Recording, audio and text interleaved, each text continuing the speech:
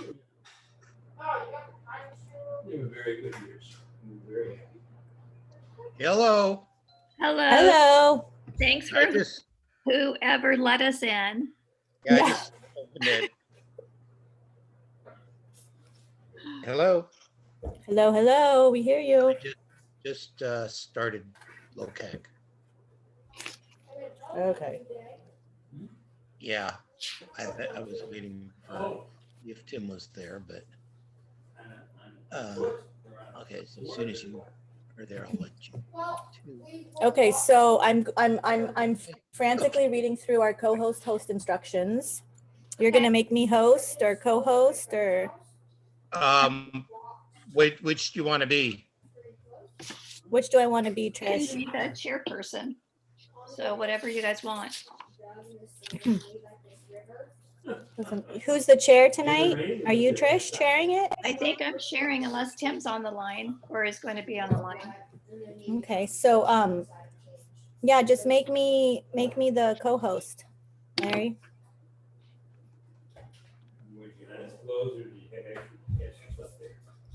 Do you know how to do that?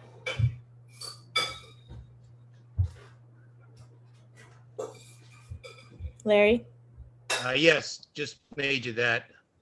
you made me the co-host? Okay, There. so let me set,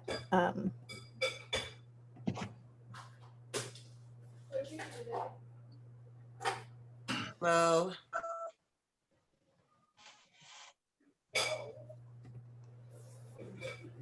so I just set it to mute everybody upon entry and I will unmute the council members, correct?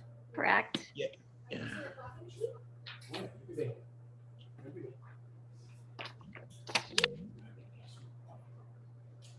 And I enabled the waiting room, so I'm gonna wait a few minutes. Well, let me see who's in the waiting room first. Or did somebody just let people in from the waiting room? I just let some people in. Okay, we should just let in council members, right? Until 7. Okay. Until 7, correct. Hi, Sue. Hi, Jim. Hi, Yael.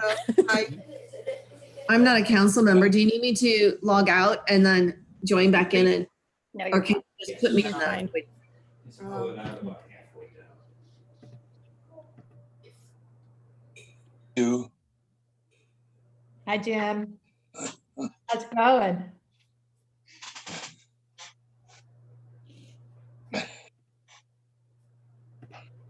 Okay, so I unchecked, so people can't unmute themselves. So that means the council members, if you mute yourself, you're gonna have to, Wait for Sandra to unmute you again. yes. So does that mean we're gonna be using the raise hand? Are they gonna raise their hand if you're muted and you need to unmute yourself? They're going to have to. Okay.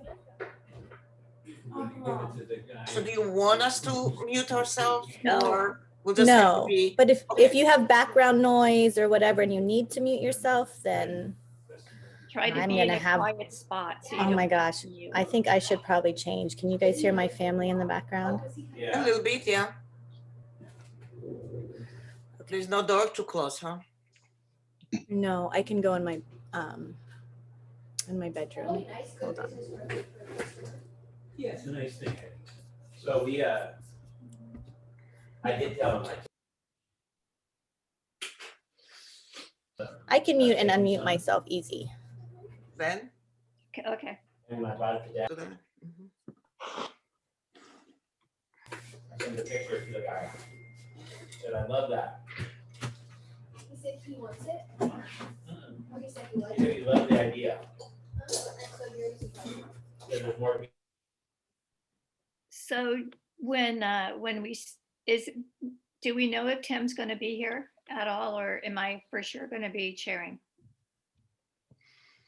I would assume, Trish, that you should plan on sharing unless Tim shows up. Okay. It's fine. You know, one way or the other. I just wanted to, Mhm. I don't want to put all my stuff out. Oh, well, Do it. Is No. that okay if you plan for that and then if it doesn't work out?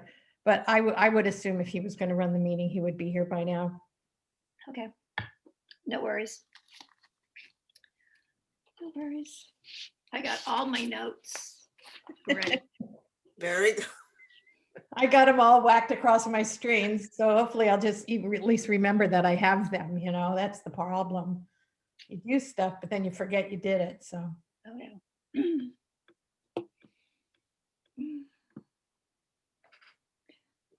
So does anybody have floods in their house yet? You mean flood? No. Well, not actually, our garage is dripping a little bit. Our garage is flooded. Oh, dear. It's dripping a little bit. We have buckets. And we're sweeping it out probably 3 or 4 times a day just to get the Wow. water out. You get it from coming down the driveway, Trish? Yeah, Coming down the from street? Crockett, from Crockett. Jeez.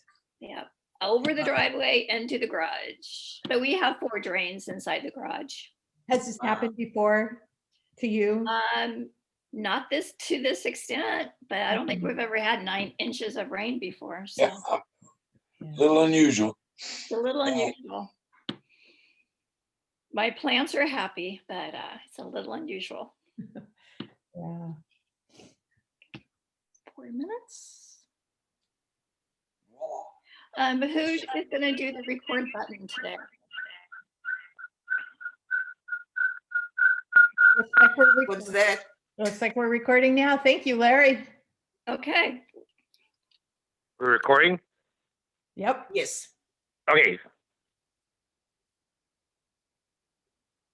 Okay. Well, we'll have 3 minutes of silence before we start. 1, 2, 3, 4. I have a question. So Trish, as chair, you're gonna cue me to unmute people, correct? Like, when it's time for public comment, Yeah. What I'll do is I'll say it's time, now it's the time for public comment. Sandra, do we have anyone in the queue?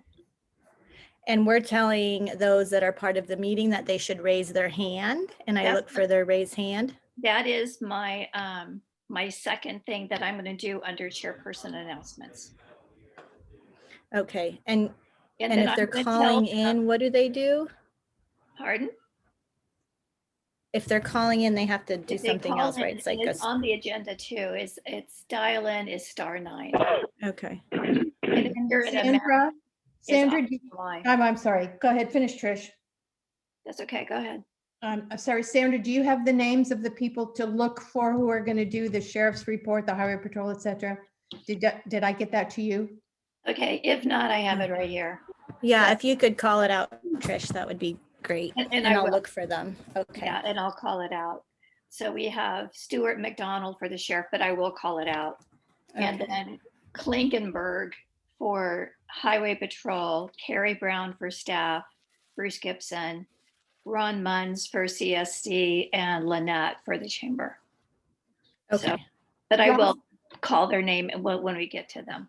Ron Munns Okay. usually sends someone and he usually tells me who he's going to send, but I never heard back from him. So, Okay, we'll just see if there's a representative from CSD. okay. And And then we're, Sandra, I guess it's in the regular agenda items, but Debbie Rudd is representing Morro Shores, so you'll have to look for her okay. when we get to the Morro Shores. And I will be asking her to give an overview when we get to her section. I'll have Larry talk about the land use portion and then have Ms. Rude do her section. And also whoever's host needs to click the button and screen share because she may want to screen share. I believe she's always screen shared at land use. So if you Oh, I just, see the button. whoever goes in, who can do it, can go into screen share and it said allow participants one at a time. That- Let me see if I can. Host disable participant screen sharing. Okay. So what, Larry, was it you that let us all in tonight? Yes. Yes. Uh, Do I want to make somebody else the? Do you mind doing that portion when we come to it? Yeah, I can do that. Thank you. It would just be letting them share their screen, Yeah. right? Yes. Yes. Okay, it is 7 o'clock. Let's call the meeting to order. Okay, We let have me to make let people everybody in. You haven't let people in yet. I'm letting them in.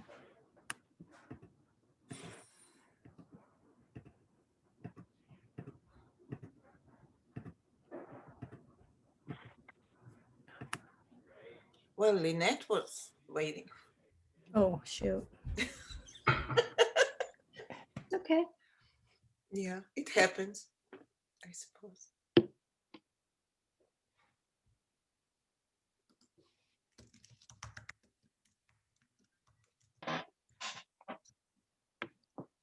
Okay, do we have everyone invited in?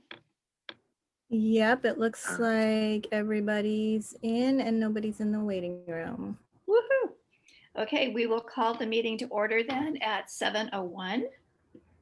And Sue, could you do a roll call for us? Sure. Trish, you're first. Trish will be chairing the meeting tonight. Tim, are you here? Okay, Sue, I'm here. Christine Womack. Oh, hold on. Let me make sure she's not muted here. I don't see her. Okay. Lynette. Here, Thanks. Yael. here. Jan Harper. He's muted. Is she muted? Okay, let me unmute her. Okay. Larry. Here. Sandra. Here. Jim Stanfield. Here. Okay, great. Thank you. All right, we do have a few announcements before we start on our protocols. So to start with, everyone who's on, you are muted for all participants. The chat feature is at the bottom of the screen and is only for sending your name to the co-host for speaking. So when your agenda item is announced and you want to speak, please use the raise hand feature. So a few little notes: if you have a Mac, it would be option Y. If you have Windows, it's Alt 7. And if you have a call-in phone, then it will be *9. Okay. The other note that we have is that we do have a new code of conduct for both the committee and the public, and it outlines that discussions are defined by respect, civil dialogue, and cooperation. And the last thing is the way we proceed is that the council will ask questions to an agenda item first, and after the council, then the public can ask questions about the agenda item. Okay. Let's move on then to county and local agency reports. Is the Sheriff McDonald here tonight? I see Commander Captain Greg Klinenberg here. Would you be willing to speak tonight? I think he would need to be unmuted. Sandra, I see you. I'm muted. Sorry. I'm saying I'm looking for him. Here we go. Okay, asked him. There we go. Thank you. Yeah, I tried to unmute myself, but I couldn't do it. So My fault. Now you're in. no worries. No worries. Thank you so much. Greg Klingenberg from San Luis Obispo CHP. Hope everyone's well tonight. I am here to report for the month of December in Los Osos. We had a total of 7 collisions that occurred on the beats that include in and around Los Osos. Of those 7, one of them was a minor injury collision. 4 of them, interestingly enough, 4 of them were hit and run collisions. No injuries involved in any of those. We had 2 DUI collisions for the month of December, and we made 2 DUI arrests also in the month of December in and around Los Osos. As you can imagine, the last couple of days we have been responding to numerous calls over the last couple of days, all over the area that we're responsible for. But yeah, certainly we've had quite a few in Los Osos as well. But other than that, I don't have anything further, and certainly available for questions. Does the council have any questions? Okay, does the public have any questions? Any raised hands? I do not see I do any. not see any. Okay. Thank you so much for your report and being out there for us. No problem. I appreciate your time, and thanks for giving me the time. Thank you. Okay, have a great night. Thank you. County staff report. Is Carrie Brown here? I don't see her. Is, She is? yeah, yes. Okay. Yep, I'm gonna ask her to unmute. Okay. There we go. Oh, Good there- evening. Hello. Hello. Can you hear me? Sure can. Oh, I'm Great. sorry. I do just see, I'm sorry to interrupt, Carrie. You guys give me some grace. This is the first time I'm hosting, but I did see Watson had a raised hand. Maybe for the last report. Could I ask him? Sure. Okay.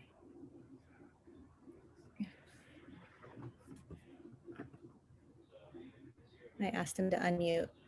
Okay, I'm unmuting. Watson, we can hear you. Did you have a Okay. question for the last Yeah, speaker? I had a quick question for the commander. Was it the commander? Yes. Okay, yeah, I'm just curious about jurisdictionally, the area between Palisades and Pine, where that open space is, who's responsible for patrolling that? I know that the previous Tri-W site is under the jurisdiction of the county, but what about the rest of it as far as vehicles driving on those roads and that sort of thing? Because at one time it was my understanding that the CHP was responding to calls regarding that particular area. And so I'm wondering Sure. if that is still the case. Sure. So forgive me for not being exactly familiar with the location you're talking about, but here's what I can say, that anything that is an unincorporated roadway that's not in city limits or is not private, or maybe even within state parks jurisdiction, would be the responsible of the highway patrol when it comes to any traffic related matters. So if that area that you're talking about is, it meets those criteria, we would be responsible for patrol in those areas.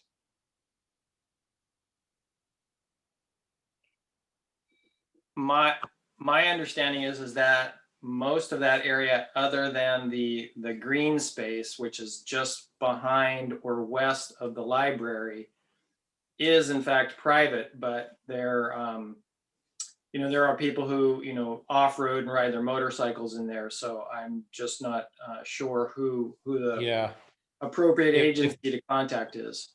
If it's private, we would still handle collisions that involve injuries that occur on private property. If they're, if it's somebody's property and just like I said, if they crash and they hurt themselves, we would be responsible for coming in and taking a report for that. It sounds to me like, and I'll go back to, if there's any roadways through that area, then we would be, like I said, responsible for patrolling that as long as it wasn't a private road. Okay. And I would say pretty confidently that we certainly would be the agency that you would call for any issues related to that. Do you have any specific issues other than maybe the off-road riding through there? Dumping.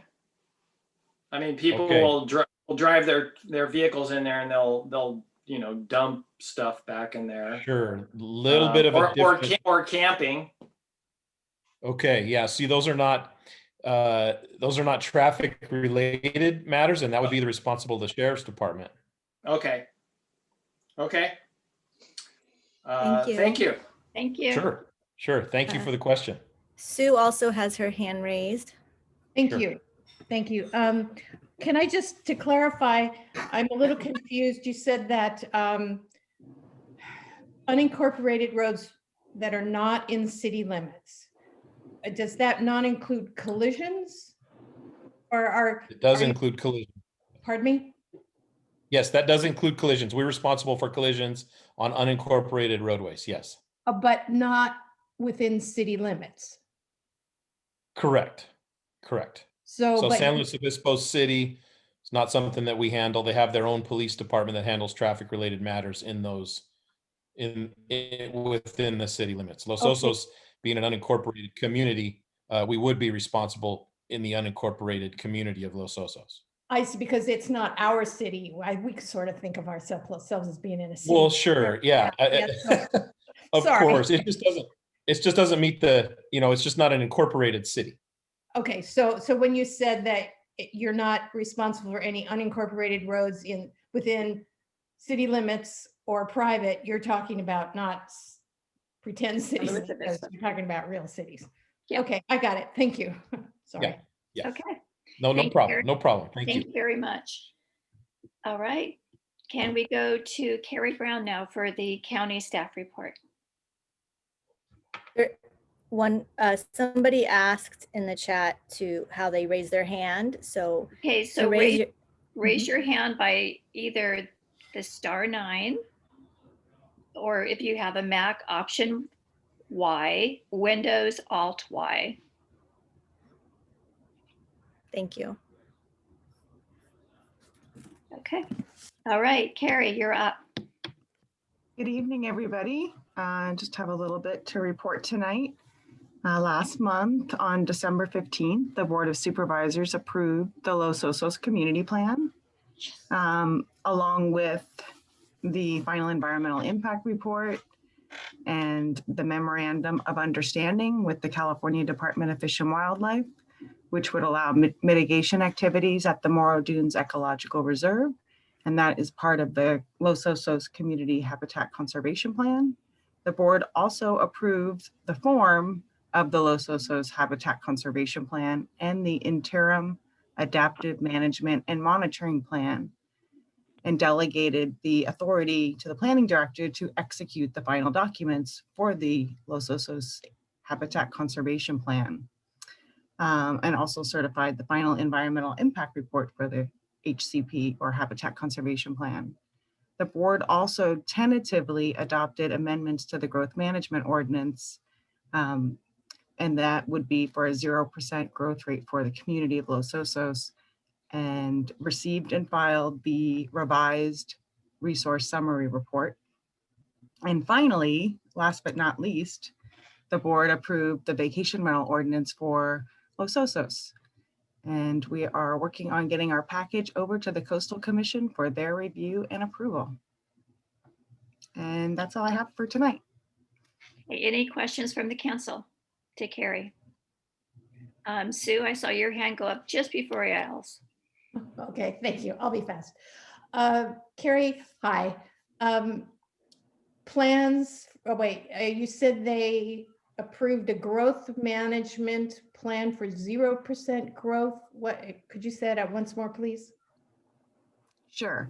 So the board tentatively, they didn't take final action, so it wasn't an adopted amendment, but they took tentative action to implement a 0% growth rate for the community. That was part of the community plan package that the board considered. The 0% growth rate would not come into play until the Coastal Commission approves the community plan. So there's a little bit of time now that is kind of, we're waiting for that action by the Coastal Commission. Okay. Yael, you were next. I just wanted to know, do you have any timeline for when it's going to be at the Coastal Commission? Well, I can tell you that we're going to submit it next week, but I can't really speak for their staff on how long it will take them. First, they review it. They look, they basically review it for consistency with the Coastal Act. They might ask the county for more information. So it's hard to say exactly. I think once they have time to review it and we get their initial feedback, we'll have a better idea of how long it will take, and I can report back once I have a better idea from them. Yeah, please do. That will be good for us to know. Thank you. Okay, and Sandra, I cannot see all the hands that are up. If you could tell me the other council member with a hand up. I I don't see any I don't council think I see members with hands up, but I do see a number 805-523. Okay, so now we're for the public, if they have any questions for Carrie. First one is that phone number. Yeah, I did. There we go. You're on. Hello, this is Julie Tacker. Julie. Carrie, hi. I'm sitting by my fireplace with my phone so that I don't have to be in a cold office across the house. Anyway, Carrie, I wondered, because I heard that the Coastal Commission, a couple of commissioners have appealed 8 ADUs in Los Osos. And I wondered if you had a little backstory on that, and how does that happen that there's 8 all at one time? What grounds would their appeal or their concerns be? These are ADUs don't come to Locac generally unless they're through the MUP process, and so we didn't see them at land use. So I'm just kind of curious what happened there, and if you could give us, the short story, I'd really appreciate it. Sure, I can try. I haven't been working on those ADUs, but we have a pending ordinance amendment for ADUs in the coastal zone. It's with the Coastal Commission right now. They have not taken action on it. They've asked the county for more information. They have real concerns about water in certain communities, Los Osos being one of them, Cambria is the other one. And so the county has been getting lots of inquiries and requests about ADUs. And, we tell people our ordinance is pending, it's still at the Coastal Commission, but some people wanted to go ahead and apply for their ADU because the state law really did allow it, or at least that's how our council had informed us. So they proceeded with ADUs. They didn't all come in at the same time, but ADUs do not require discretionary land use permits or minor use permits. However, they are appealable to the Coastal Commission.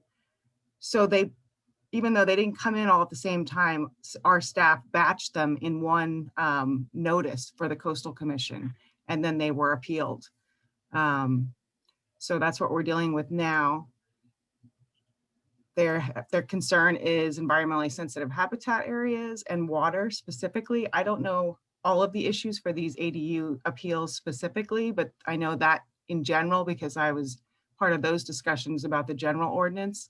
But that's kind of where we're at right now.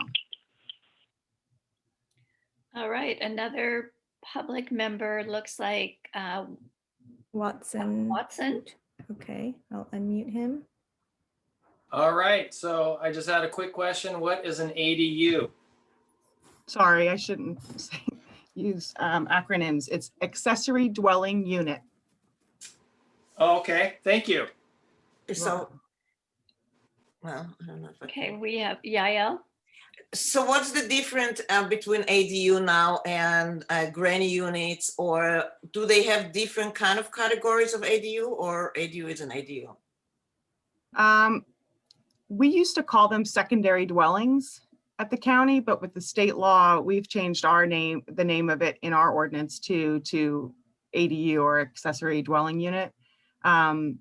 There is a junior ADU and a regular ADU. So there are different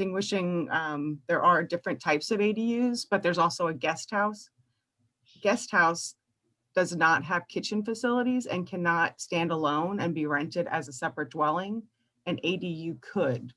So a lot of times you guys sometimes will see guest houses. We see those sometimes, and those they're basically like an extra bedroom or an office or a studio, whereas the ADU is a separate residence. Okay. Okay, thank you. All right, supervisor's report. Bruce? Okay. Oh, I clicked the wrong person. Hold on. There we go. I'm happy to pass around the supervisor's report if anyone wants to participate. It's my My pleasure to be with you, Madam Chair, and thank you very much. Just a couple of things also specific to report. The first is that I was pleased and honored to attend the Forum on Homelessness that Locac organized and most excellently executed on Tuesday night. I thought that was a great 2.5 hours of information and interaction with the community. I was really struck by the fact that there were over 100 participants through essentially until the last bell on that. I really appreciate Locac's organization of it and the way it was put on, moderated beautifully. And I also appreciate, of course, the people who presented there. Very, very impressive group. So I hope that gives us a frame to move forward. Working on homeless issues is a high priority for me, and the board has indicated that it's a high priority for the entire board. I'm looking forward to making sure that that's followed through on. The other Los Osos specific item you may have caught on the January 5th board agenda was approval of a contract to put floating solar panels on the ponds out at the wastewater treatment plant. And I don't remember exactly how much that's going to save us over the course of 20 or 30 years, but it's I think totals up to around $1 million. I'm not again didn't review that, but really sort of one of a kind, certainly in this county. The cool thing, besides generating the electricity that the plant needs to operate, it also provides shade on those holding ponds that keeps algae growth down, or we are expecting that. So I do believe in a few months we are going to start seeing those being installed. And then not so much a specific Los Osos item, but day before yesterday at the board, we did take on our legislative platform, our list of things that we will advocate for without having to come back and discuss them separately. And one of the things that has been very important to me is support for tenants and landlords in the light of the impacts of COVID. And there's been some study done that suggests that in this county, there's something like $24 million worth of rent debt, unpaid rent that folks owe their landlords. And you can imagine that landlords then are probably getting squeezed in many instances to pay the mortgages that are on those properties. I'm heartened to see that the state has something like $2.6 billion in the proposed budget. They understand that that is a big deal, a proposal to extend the eviction moratorium, the eviction protections to the end of June, which otherwise would have expired this coming Monday. And the state and the county has received some money directly on rental assistance. So it's one of the highest of my priority, one of the few things along with homelessness that I'm really focusing on right now. And I was really gratified to see the board unanimously support some stronger language at my suggestion to increase our advocacy on rental protections and eviction protections. So those are the highlights. Of course, COVID continues to absorb the majority of our time. Vaccine distribution and administration is a high priority item. I was just on a call a little while ago with colleagues all over the state, where we are trying to work with the state a little more, get the state to work with us a little more effectively, and telling us how much vaccine we can get and when, and to increase the supply of vaccine. So right now, just one little data point, you may have heard that the state has opened up vaccinations to folks aged 65 and older, plus a variety of special categories like frontline healthcare workers, ag and food service workers, and the like. we'd be all for that, except that our vaccine supply doesn't really stretch that far, doesn't come close to stretching that far. So right now, the county's criteria is 75 years old and older, and those same special categories. So we're hoping that that changes in the not too distant future. And with that, be happy to take your questions. Okay, any council members would like to speak with Supervisor Gibson? I don't see any hands up. Okay, any public would like to speak with Supervisor Gibson? Okay. Oh, I see one hand. Let me find it. Oh, here we go, Watson. Okay. Okay, Supervisor Gibson, just a quick thank you actually for addressing the homeless camp behind the Los Osos Library and the habitat preservation site. And then also for you and the county responding to the hazard issue of a large dead eucalyptus tree on Broderson, which the county got around to removing. So I just wanted to thank you for addressing those issues, and that's it. Thank you. I appreciate that, Watson. I just have to say that the work on relocating the folks camping on the Midtown site behind the library was the work of a tremendous number of different departments with a lot of planning involved, and really appreciate your acknowledgement of that effort. Thank you. I see one more hand up, Back Bay Beck, one. Oh, can you hear me? Yep. Yep. Becky McFarland. I had a couple questions, Bruce, in regards to the forum last night. There were so many good ideas, and I know people in town want to see something happen. And I think, any kind of alternative site or shelter is going to be a long time in coming. So I'm wondering, in the meantime, if there's a way that we could get the streets swept down there weekly and some sort of trash receptacle. I drove down there today, and people have trash bags. At the church, they've had people using their dumpster. It would be nice if there was somewhere they could dispose of their trash. Mm-hmm.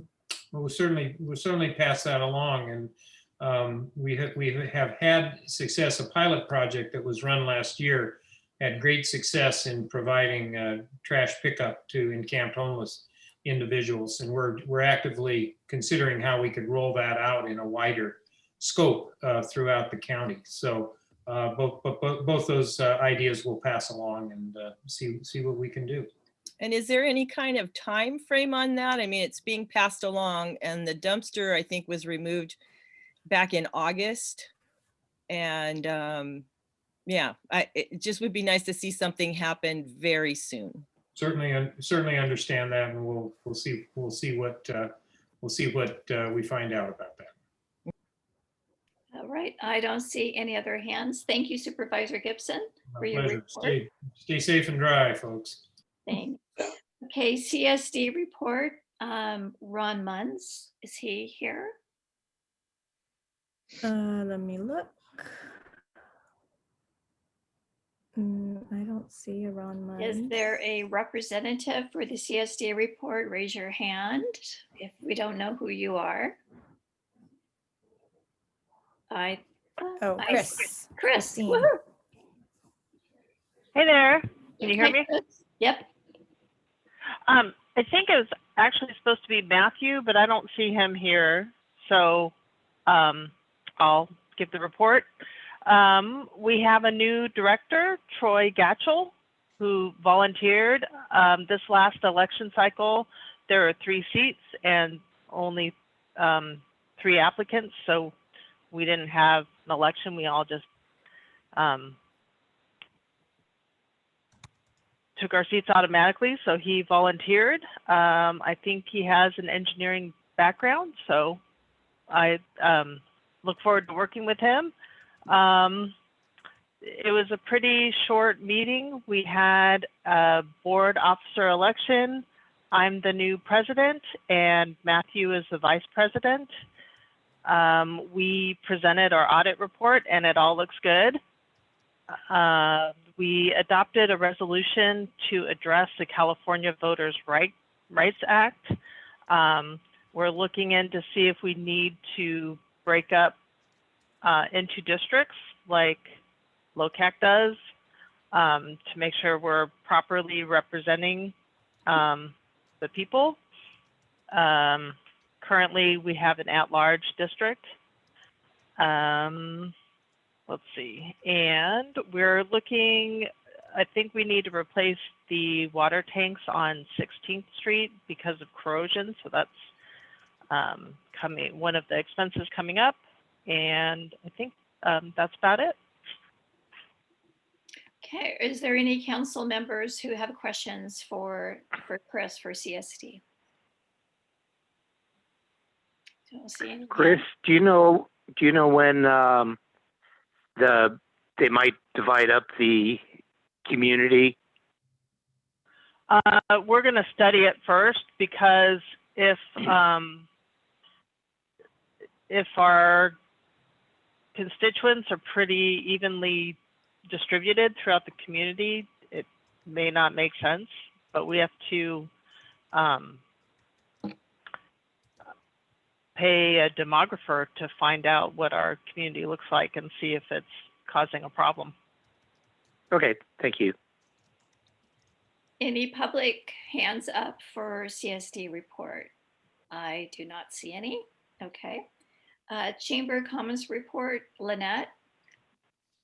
Good evening from the Chamber of Commerce. I'm the secretary giving the report tonight. And usually we have a installation dinner where Volunteer of the Year, Business of the Year, and Citizen of the Year are announced. But of course, this year we could not do that. So we did a virtual one. It hasn't been completed yet. But when it is completed, look on Facebook for Los Osos / Baywood Park Chamber of Commerce, and you'll be able to see a video of our virtual installation with no dinner. So I would like to announce that Quick Tech, Chad Crawford was our Business of the Year. He's our local tech genius. Volunteer of the Year is Christina Grimm of CG Bookkeeping. And with the problems the chamber has been having due to not being able to have any events, she has been the glue that has been keeping us together. And Citizen of the Year is Jim Quisenberry. Those of you who know Rotary, PHP, and the school board will recognize his name. So he was awarded Citizen of the Year this time. And we're just starting our quest to find advertising for our new directory. And I somehow wound up, I'm the person doing that this year, but you will be getting, those of you with businesses will be getting your letters in the mail from our directory company. And that's pretty much it for the chamber. Any questions? Any questions from the council? Lindy? Oh, I had a question first. Oh, Sandra, sorry. That's okay. How did the Christmas lighting turnout go?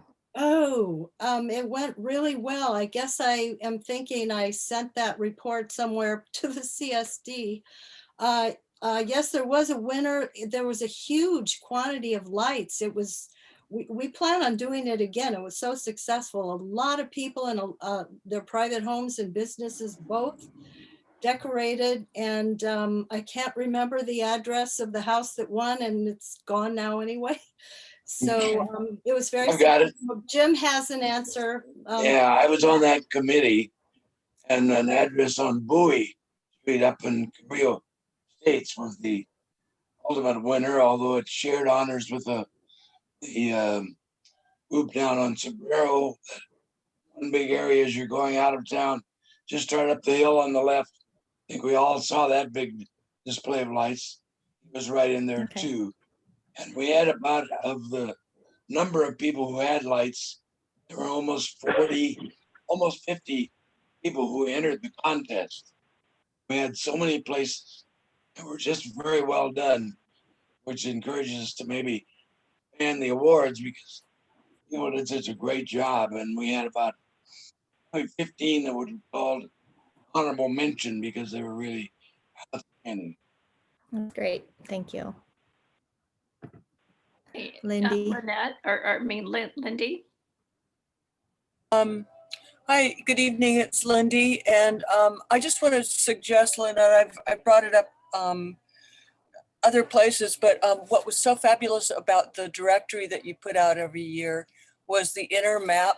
So when you opened it, you had a really nice map, one of the nicest, simplest to read maps, and I would love to see that come back. Thank you. That is a great suggestion. I really appreciate that. I'll see what I can do about that. I really like that. Thanks, Lindy. Yeah, okay, thanks. All right, are there anyone from the public who has their hand up? Nope. Okay, now we're going to go, the next on the agenda is public comment for items not on the agenda. Is there anyone in the public that has a item that they would like to bring up at this time? And can you just quickly repeat how to raise their hand for people that might not know? Raise your hand. For the phone dial-in is *9. For Windows is Alt-Y. For the Mac is Option Y. Is also listed on your agenda if you have downloaded an agenda. All right. Okay, thanks. Patrick. Oh, sorry, I clicked the wrong person again. Hold on. Patrick, you should be unmuted I am now. unmuted. Thank you. I am Patrick with the Los Osos Sustainability Group. And as you all know, our main focus has been on a sustainable water supply, which is the Los Osos water basin, the only water that we get. And I just wanted to comment on some of the things that are going to be coming up on the consent agenda, which is dealing with certain building permits that are going to be possibly approved. Our water supply has not really improved at all over the last years. This one house that is on El Serrano that is going to come before you had a will serve letter by Golden State almost 4 years ago. And the new annual reports by the BMC that have come out show that the seawater intrusion is back to almost 2016 levels, which is the worst level it's been pretty much ever. So as a advisory group, you do not need to be approving everything that comes along. And if you're concerned about our water supply and saving it for the community that is here right now, I would suggest you really look at things pretty deeply before they are approved. So that's all I have to say on that. And I thank you for your time. Thank you. All right, Paul, you have 3 minutes. Can we yes, there you go. Hi, everybody. Thanks. I just wanted to say that while I was not involved in officially in putting on the forum for the unhoused, I had a front row seat. And I have to say that the committee did an amazing job working together and getting everything to happen. I know it was not easy. As I said, I had a very good front row seat. So they all worked very, very hard. And I want to thank you, Elle, not just because I know her, for actually bringing that to Locac and getting Locac into a more, hopefully into a more active role in the community. So great work, guys. Thank you. All right, any other hands? I don't. Blake has his hand raised. Blake, okay. Or I think he's clapping. Let me he's unmute him clapping. just in case. Oh, sorry, clap. Okay. Thanks, Blake. Lindy had her. Lindy, I see. Lindy had her. Okay, Lindy, let me find you again.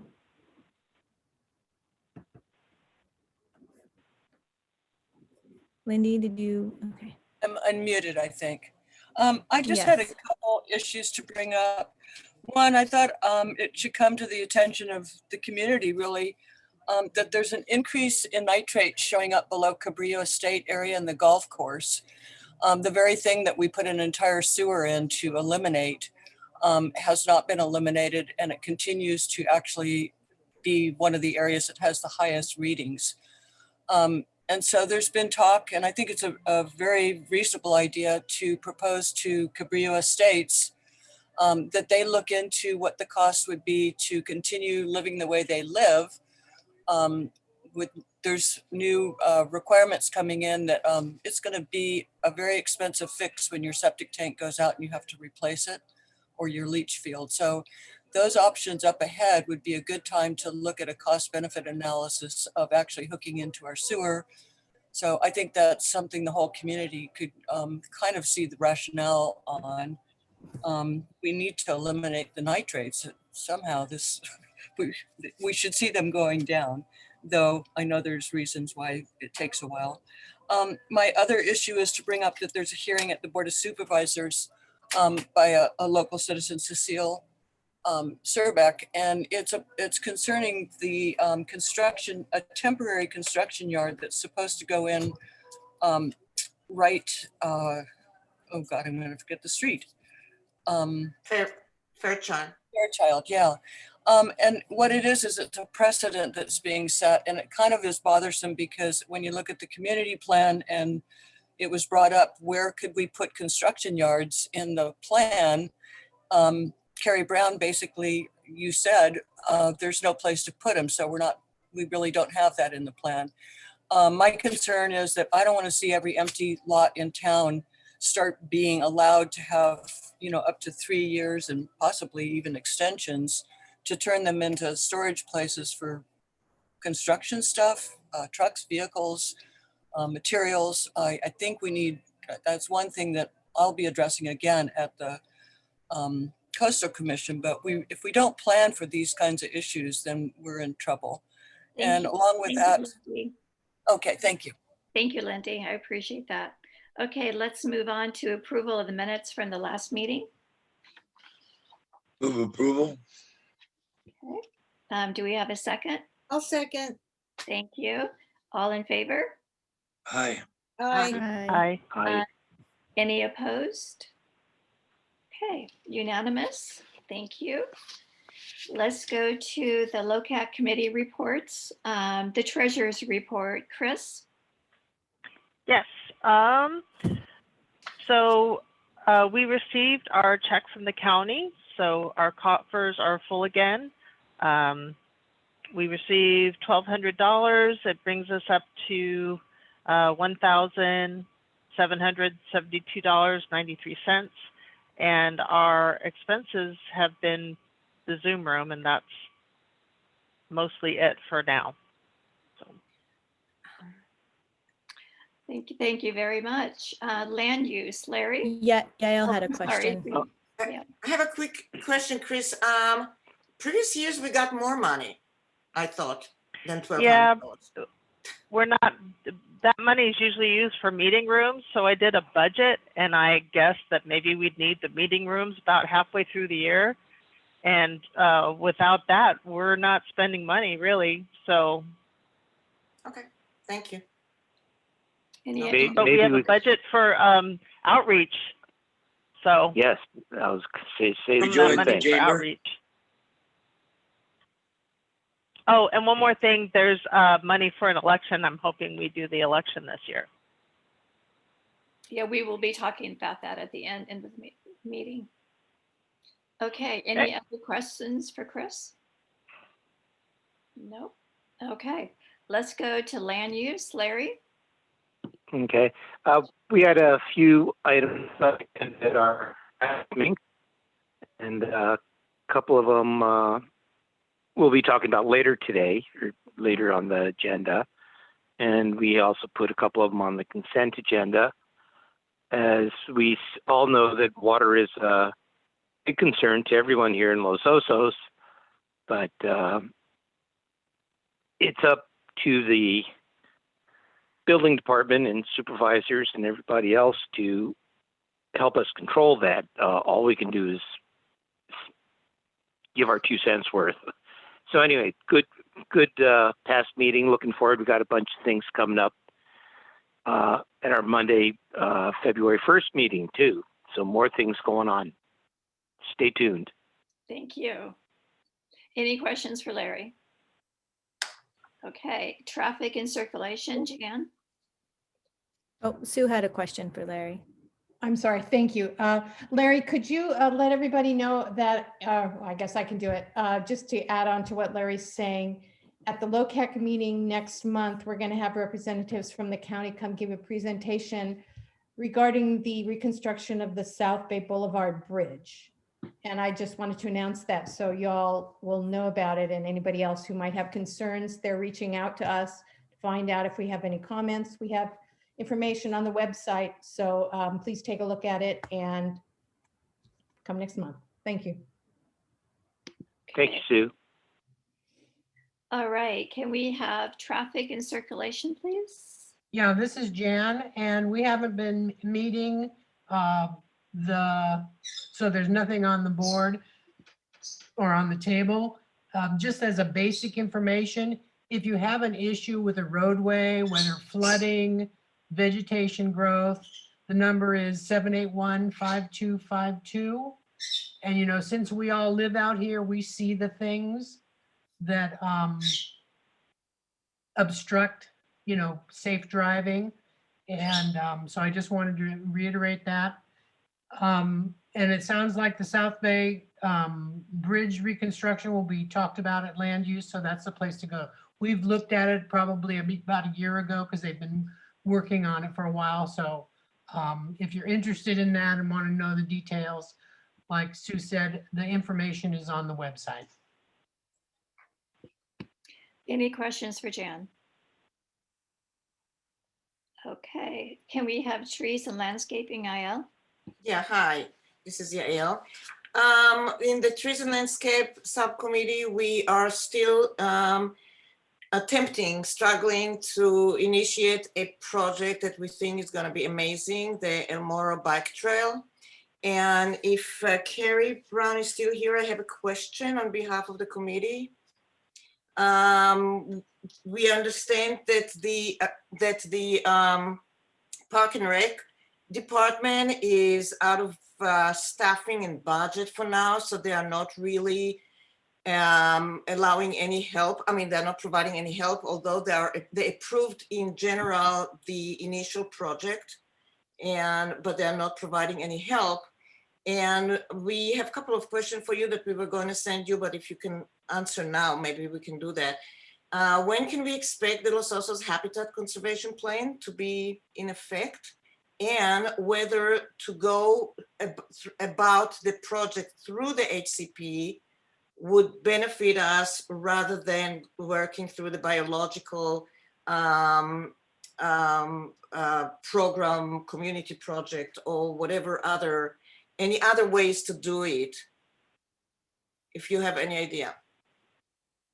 Well, we're making a lot of progress with the Los Osos Habitat Conservation Plan. We're getting close to getting our permit. But once we have our permit, we actually have to do some projects to generate mitigation credits. So it's hard to say exactly how long it takes because we don't know which projects. We have a selection of projects and we haven't picked the one that we're going to work on yet. We're kind of doing cost benefit analysis and looking at, you know, the best project that we could work on. But so it's probably 1 to 2 years away. So through the HCP. So if we find different ways, you think that would be better? Yes. Have you guys contacted the U.S. Fish and Wildlife Service? I think some members of the committee have been working on it. So I don't know the details right now offhand, but we're trying basically to start working with the snail monitor. We were hoping that through the HCP, maybe it will loosen the restriction or the requirements for use regarding the snail will be eased up a little bit. Yes, well, you can participate in the county's habitat conservation plan, and it would be a certificate of inclusion that you're requesting. And depending on the project, you might still need a monitor and that type of thing. You know, we're still looking to minimize any kind of take of the snail. Okay, we'll have to pick it up in more details later. Thank you. Okay. Thank you. Sandra for outreach. Hi, yeah. Well, for outreach, we're really just sending out the newsletter a couple times a month, and the homelessness forum was great. It was Yael's vision that made it all happen, and a committee that got together. So that was inspiring, and I would ask anybody on this call as part of outreach if there are any issues or ideas you would like us to consider to have a forum or to bring to the community, let us know. And yeah, when we can get back in person, I hope outreach will be more involved in some events as well. Thank you. Yael, the Unhoused Forum. Okay, so we all know it was very successful, and thank you everyone. And we have a wonderful committee. And the committee wishes to become a standing committee so we can continue working on the unhoused resident issues in town. And that's what I think is on the agenda in this moment, to if we can discuss it now or later and vote about keeping us as a standing committee. And then we can outreach to the community and ask for people participation from the public. Would you mind if we added that to our business items on the bottom? Sure. Is that all right? Yeah, that's fine. Okay, I will add it right there. Thank you. Great, let's go to the consent agenda items. Larry, do you want to kick us off on those?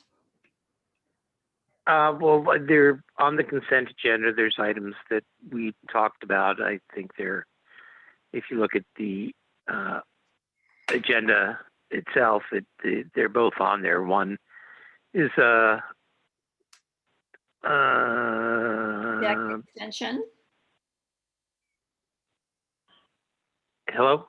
Yeah, the first one is a deck extension to connect two existing upper decks.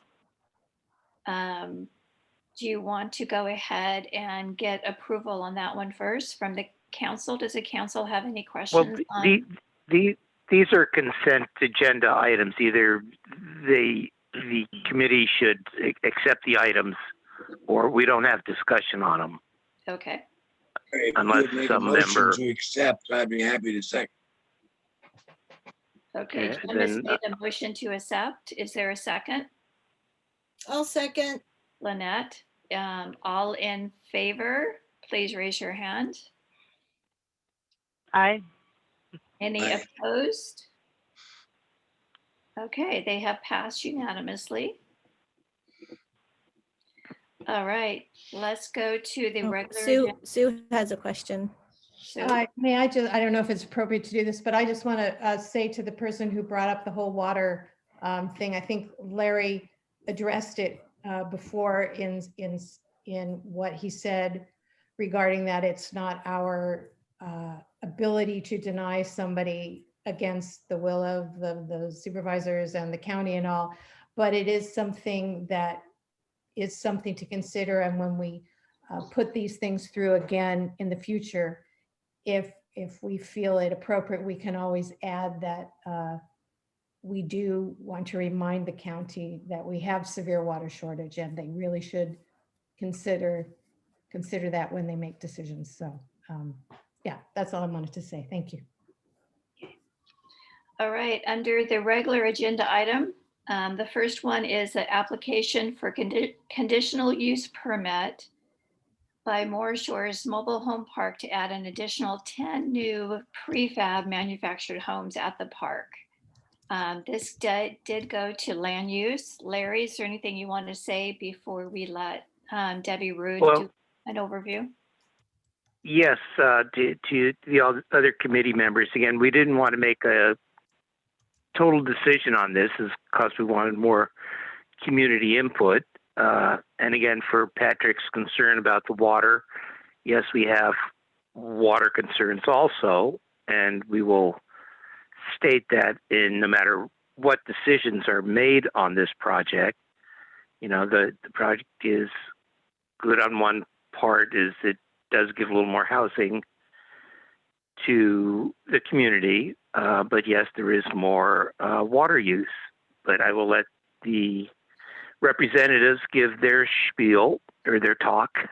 Debbie, I'm sorry, and then the rest of us can put our input into this project. All right. Can we unmute Debbie Rood, please? And Yeah, I asked her to unmute herself. Can you? there she goes. Do you mind giving an overview of this project for the entire Locac committee? Yes, thank you. Can I share my screen? Larry? Yeah, hang on. There we go.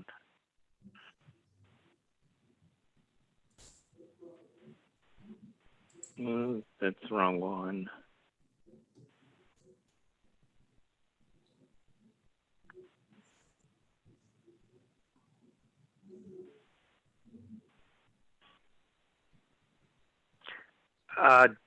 Debbie, do you want to try that? Yeah, that worked. Not showing up here, but Oh, there it goes. oh, there we go. Okay. So I think I'm sharing the wrong screen now. Got the Morrow Shores Development Plan. Oh, did have. Now we see your email. Now you see my email? Yeah, you might want to stop share and try again. All right, let's try that again. What I'd like to do is, I have multiple screens. I want to share my middle screen.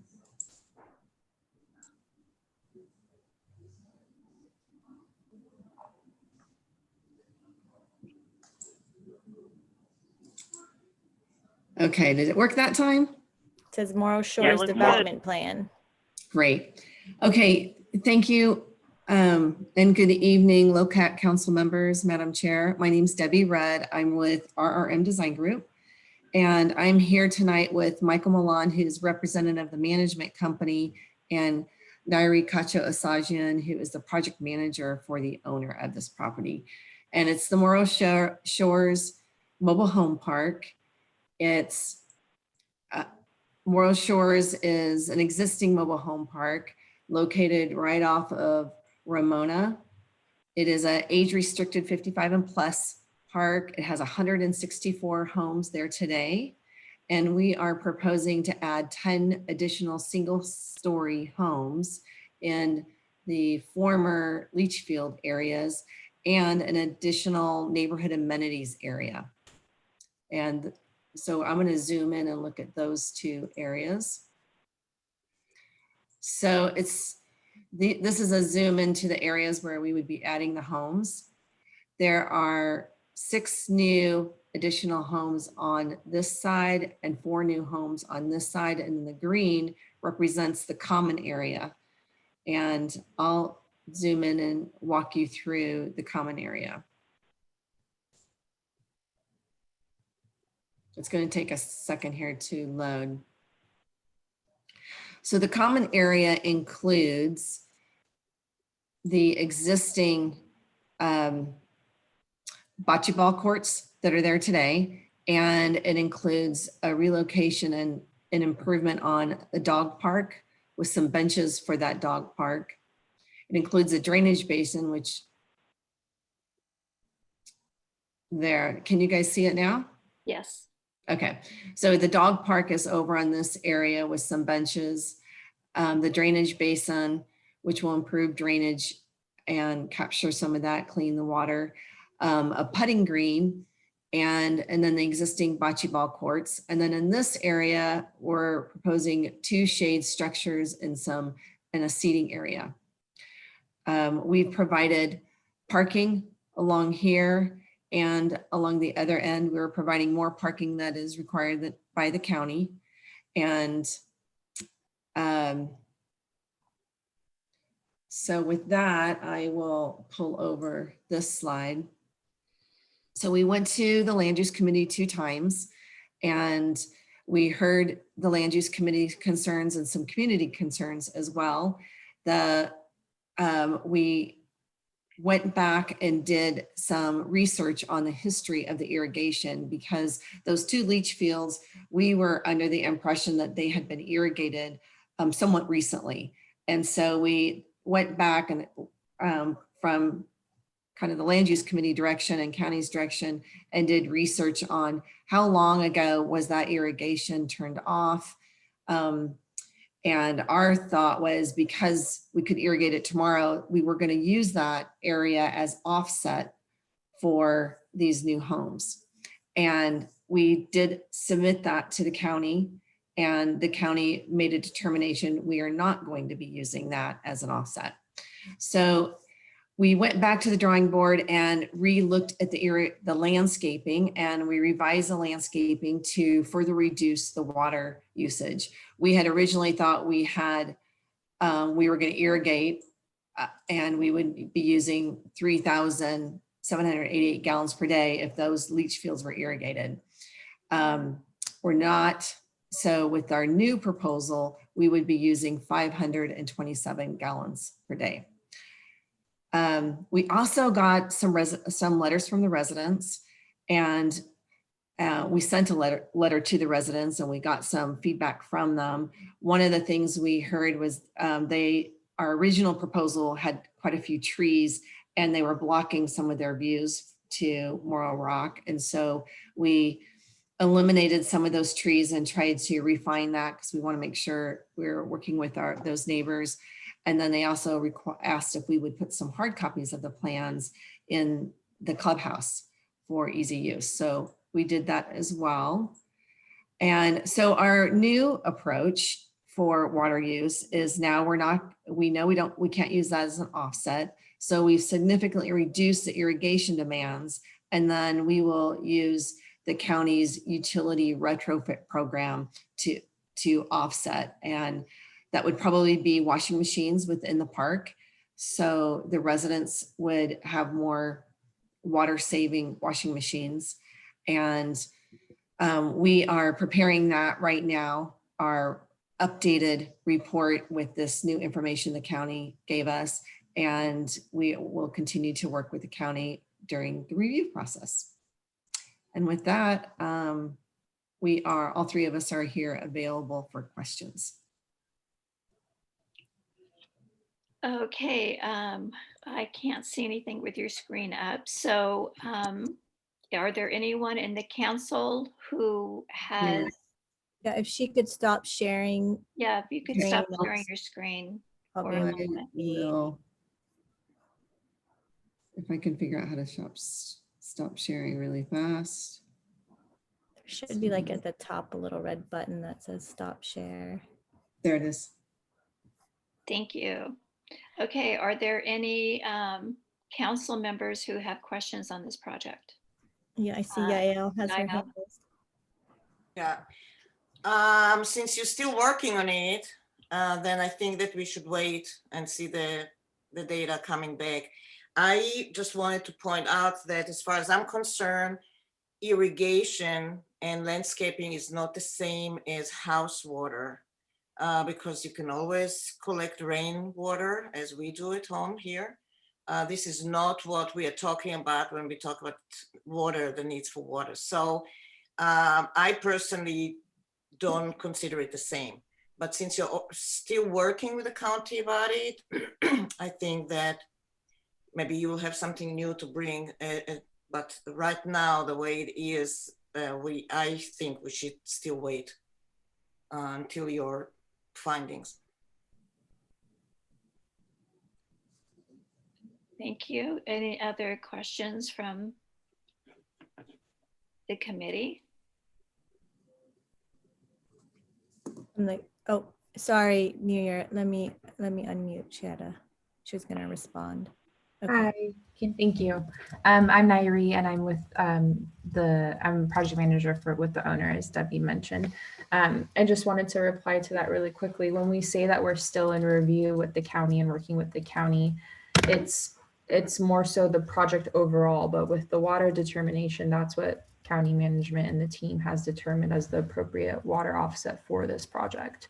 So in terms of continued review, it is the project as a whole, but the water component they have reached a determination. I just wanted to clarify that. Thank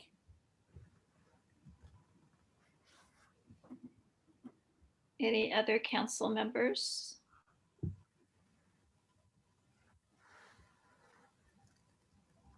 So, okay, I have a question. So when you were all presenting to land use, we said that we really wanted to have the two for one, ratio. Is that what you're talking about with the county then? The county has made their determination on the ratio and the determination that we cannot use the leach fields. So the water determination is complete. And you're right, there is a big difference between the landscaping and the homes. We can't do anything. The county has a set standard for how much a home is going to use. So we weren't able to go back to the drawing boards and reduce the home use. All we can do is offset both of them. So what I was hoping to convey was the part that we have control over on the irrigation, we've reduced that dramatically. The homes are the county standard that will abide by the county standard. And then we will offset both the home use and the irrigation use with the utility retrofits. Okay. Sue? And so I'm sorry, I missed it. Trish asked if the offsets required were going to be two to one or 1-to-1. And did you respond to that? No, thank you. It's the county made the determination will be 1-to-1. And I think Carrie's here and she can explain that further if you have more questions about that part. Yeah, that would be great if she could explain it. Thank you. Let me find her to unmute her. Hold on. Is she still on here? Yeah. Yes, she is. Okay. There we go. Hi, everyone. I did take this to management because there were some questions about the irrigation use, of course, and then the rate. This project is not subject to Title 19, which is where we get the 2-to-1 retrofit requirements. That's in our building code. And so we're treating this like other projects, other redevelopment projects that we've processed in Los Osos, where it's like a change of use or a more intensive development. And in those cases, we've required 1-to-1, which is basically water neutral instead of water positive.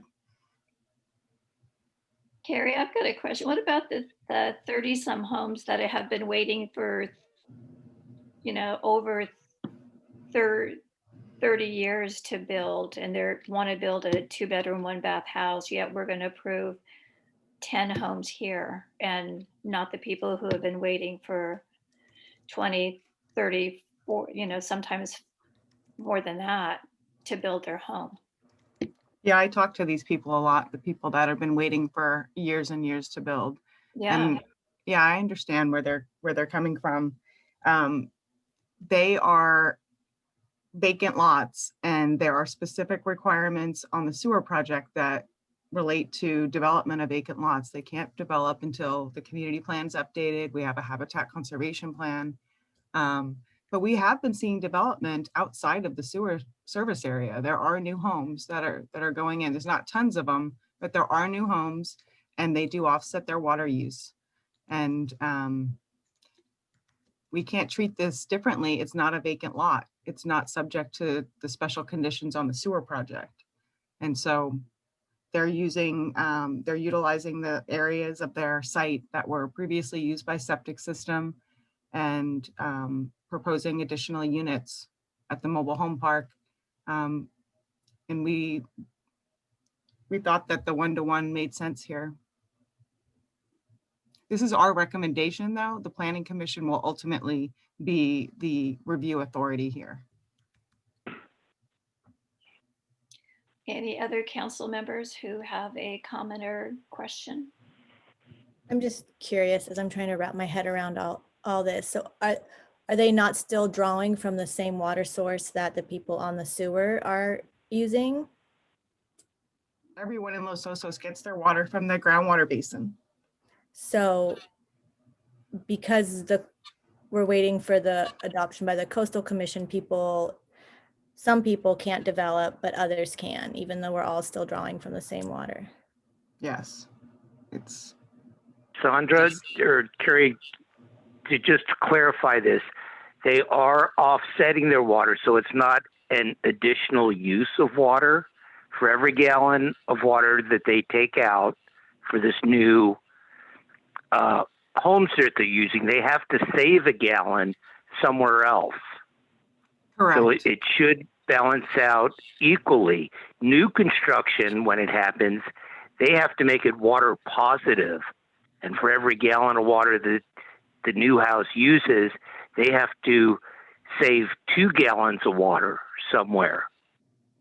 So that's a new house, but this is being considered, and this is maybe what I would like to pass on to the planning commissioners to count it as a new house, 2-to-1, and make it a water positive project.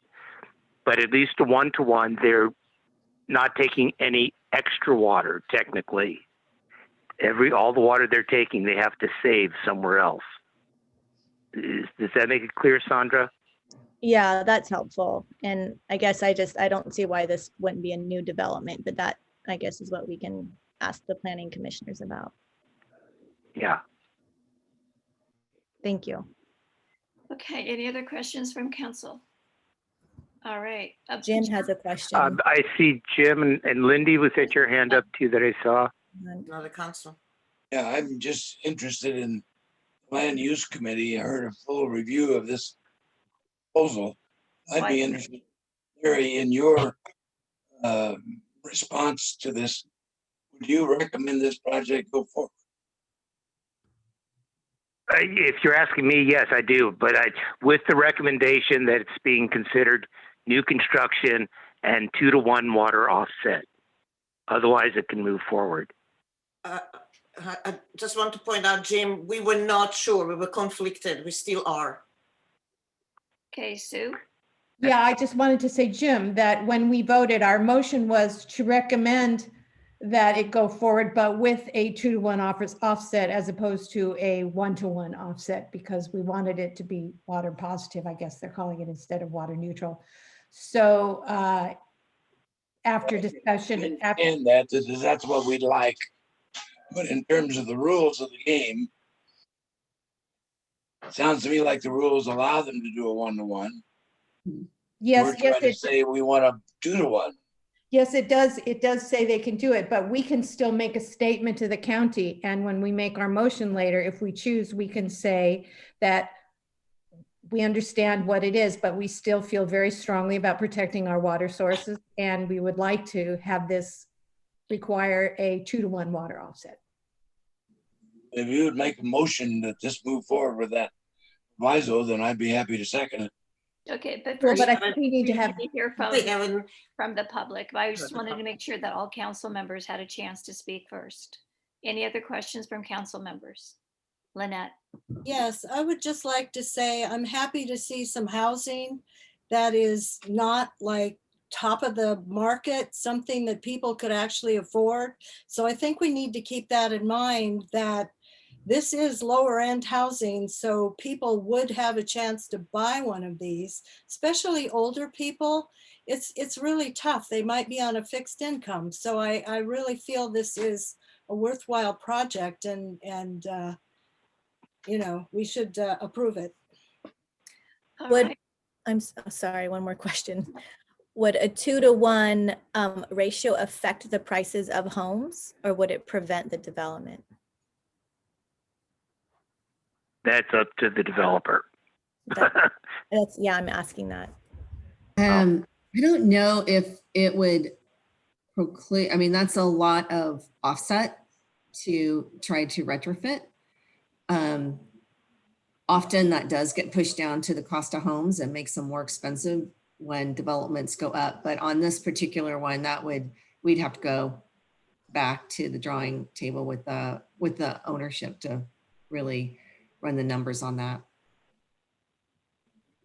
Thank you. All right, anything else from council? All right, so hands up. I'm going to start with Watson.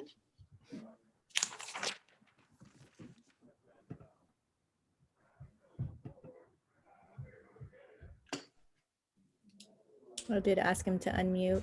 Unmute. There you go. Hello. Hi, we can hear you. Okay. Yeah, I'm not clear on whether or not the project is considered new construction. Is that not the case?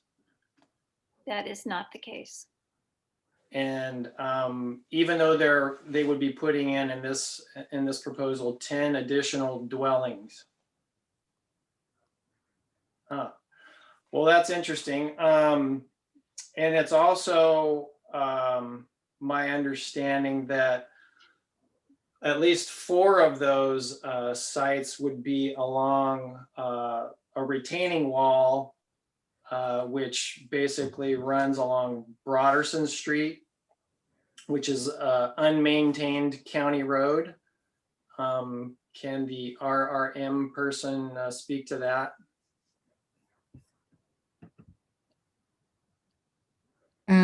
Let me pull up the site plan so I know what you're. It looks like where the You're talking bocce about ball court is, and so there's a large retaining wall. Oh, that runs between, you're saying the retaining wall. Maybe I should. Yeah, check. it's on the western border of the mobile home park.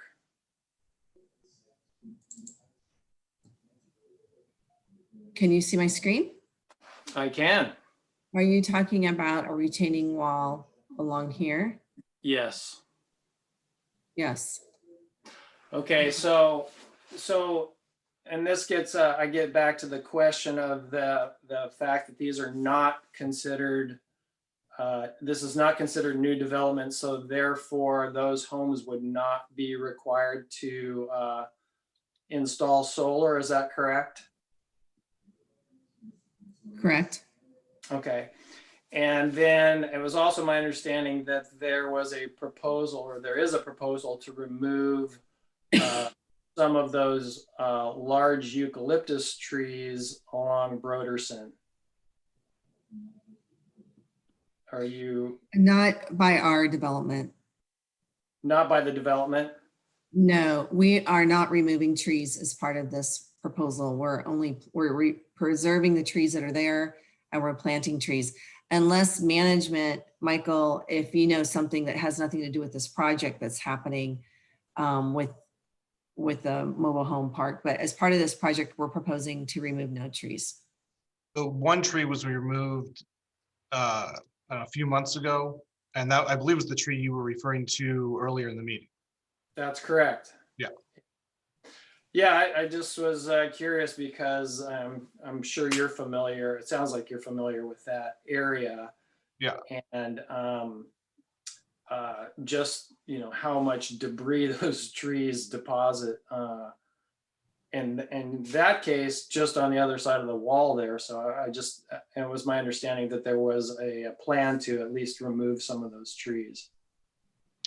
No, so there are trees that run all the way down that section, including where there are existing homes already.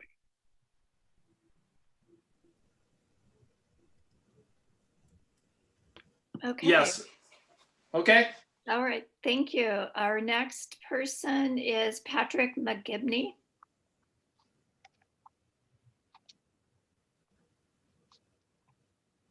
Thank you. I'd just like to make a couple of comments, and one to Lynette, that as far as I remember, the homes were in the price range of $300,000 or $400,000, which I don't see as something that's really affordable to many, many people, especially seniors. And also I'd like to just remind people that the offsets, whether it's 2-to-1 or 1-to-1, there's been no documentation or studies that show that the offsets really work, that they really do save water equally. We've been doing offsets for years right now, and we are still having seawater intrusion really, really badly. So it doesn't seem like the offsets really actually work. So I would just like to suggest that, again, you are an advisory council. I would suggest you stick with the 2-to-1 offsets, whether they work or not. At least that will help save a little bit of our community water that we all depend on. Thank you. Thank you. The next one would be Julie Tacker.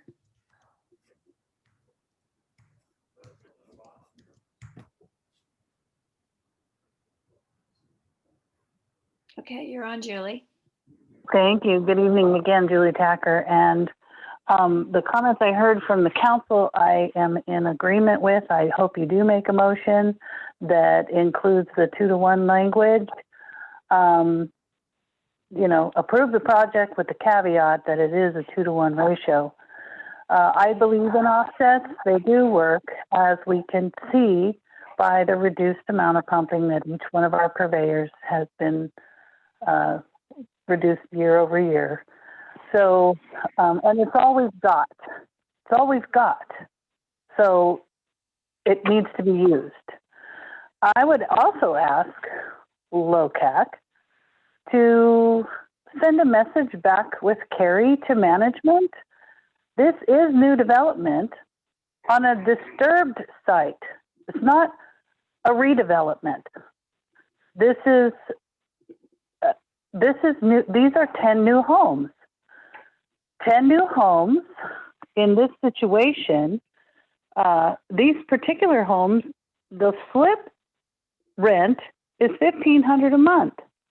This will be paid for in a matter of months. It's about $50,000 to do it right, but at a 2-to-1 ratio. So I think the developer will proceed with a 2-to-1 offset. It's not going to be out of their, it won't make it infeasible, let's just say. So I think I did have one question about the process so far. Has this application been accepted for processing at the planning department? Or is that what is still under review? But I'll see you all at the Coastal Commission if we have to go there. So I would recommend that rather than fight the community, the developer needs to simply bite the bullet and do the 2-to-1 offset. Thank you very much. Thank you. All right, we have Paul next.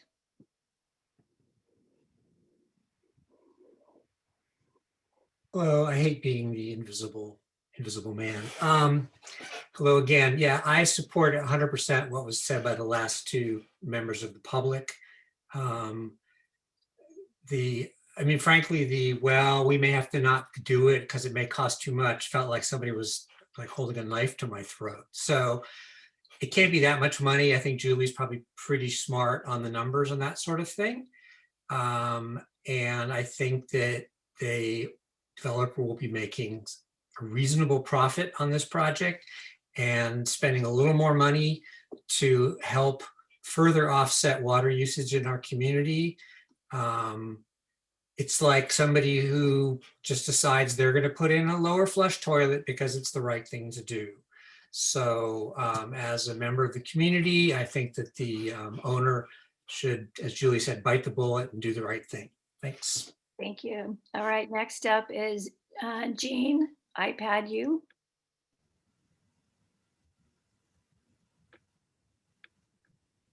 Jean, you want to unmute yourself? I think I did. Okay, you did.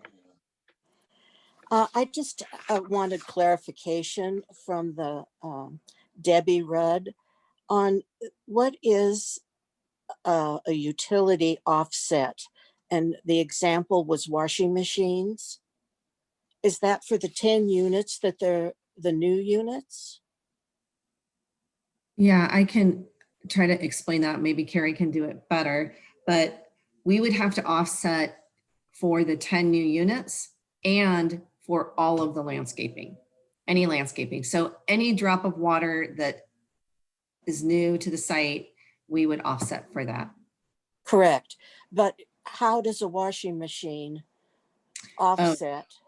So the county has a program where you can, if you replace existing washing machines that are not very water saving washing machines, and they make you prove what washing machines you are removing, and you replace them with Energy Star washing machines, so that you are saving, they're water saving washing machines.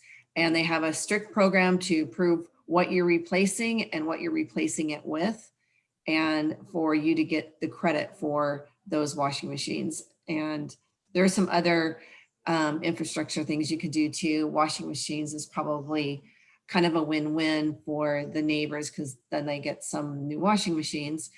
But that's general. I don't know if Nairi or Carrie want to add anything to that description, but. So your premise is that existing residents would receive new water saving washing machines?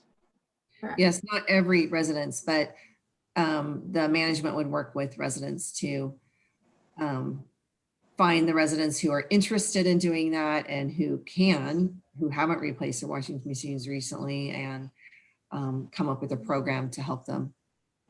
So how many washing machines would need to be replaced to come up with the offset that you need for these 10 homes? I believe it's a range. It's not like a set number. Yeah. And so it'll depend. It's really hard to say because it depends on the existing washing machines and each unit that we would be replacing. If somebody's washing machine is 20 years old versus 15 years old versus 10 years old, there's a different rate of savings with each one that's replaced. So it's really hard to give a number because we don't know how old the existing washing machines in people's homes are at this time. It's going to be definitely a process to gather that information from interested residents and figure out, where that savings is going to come from and how many we need to do. All right, thank you. Let's go to George. Hello, can you hear me? Yeah. Okay, a couple of things. First of all, one person said this was low-income housing, and it's true that most of these houses are in the 300,000 range, rather than the average 600,000 or 700,000 that things are selling for in Los Osos. But there's also a space rent of we don't know how much, but probably $1,300 to $1,500 a month. So these are not cheap places to live. I'm a resident of Morro Shores, and the one thing that hasn't been mentioned is that this takes out most of the green space in Morro Shores. There is one other place where there's a small lawn, and then this quote new putting green complex, dog park, etc., is replacing existing things and is much smaller than the areas we have now. Finally, the areas that they're talking about as being irrigated in the past have not been irrigated for the last 4 or 5 years. There's really no irrigation going on at all at this place. So the water's being saved now. They're just going to use it in these houses. It's not a win-win. It's a big loss. And a final thing is parking. They're removing 4 or 5 parking spaces where the 6 new homes are going, and there's no replacement of those parking places. These are often full with contractors and visitors and grandchildren that come to visit, and it would create street parking problems within the mobile home park. Thank you very much. Thank you. Dave and Bev are next. And then Lindy, I don't see you over here, but I just saw you raise your hand. So you'll be after Dave and Bev.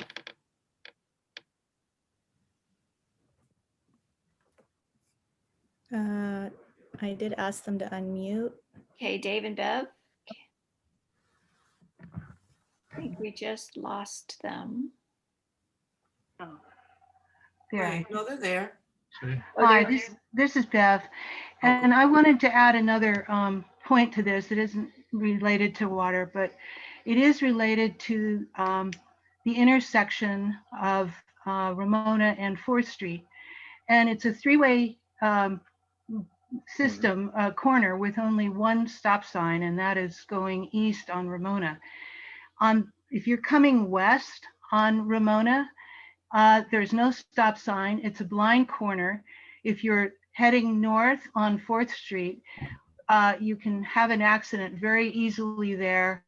And it may sound unrelated to the park. However, it does have to do with the fact there would be 10 to 20 more cars coming from or using that intersection from Morro Shores as a result of this.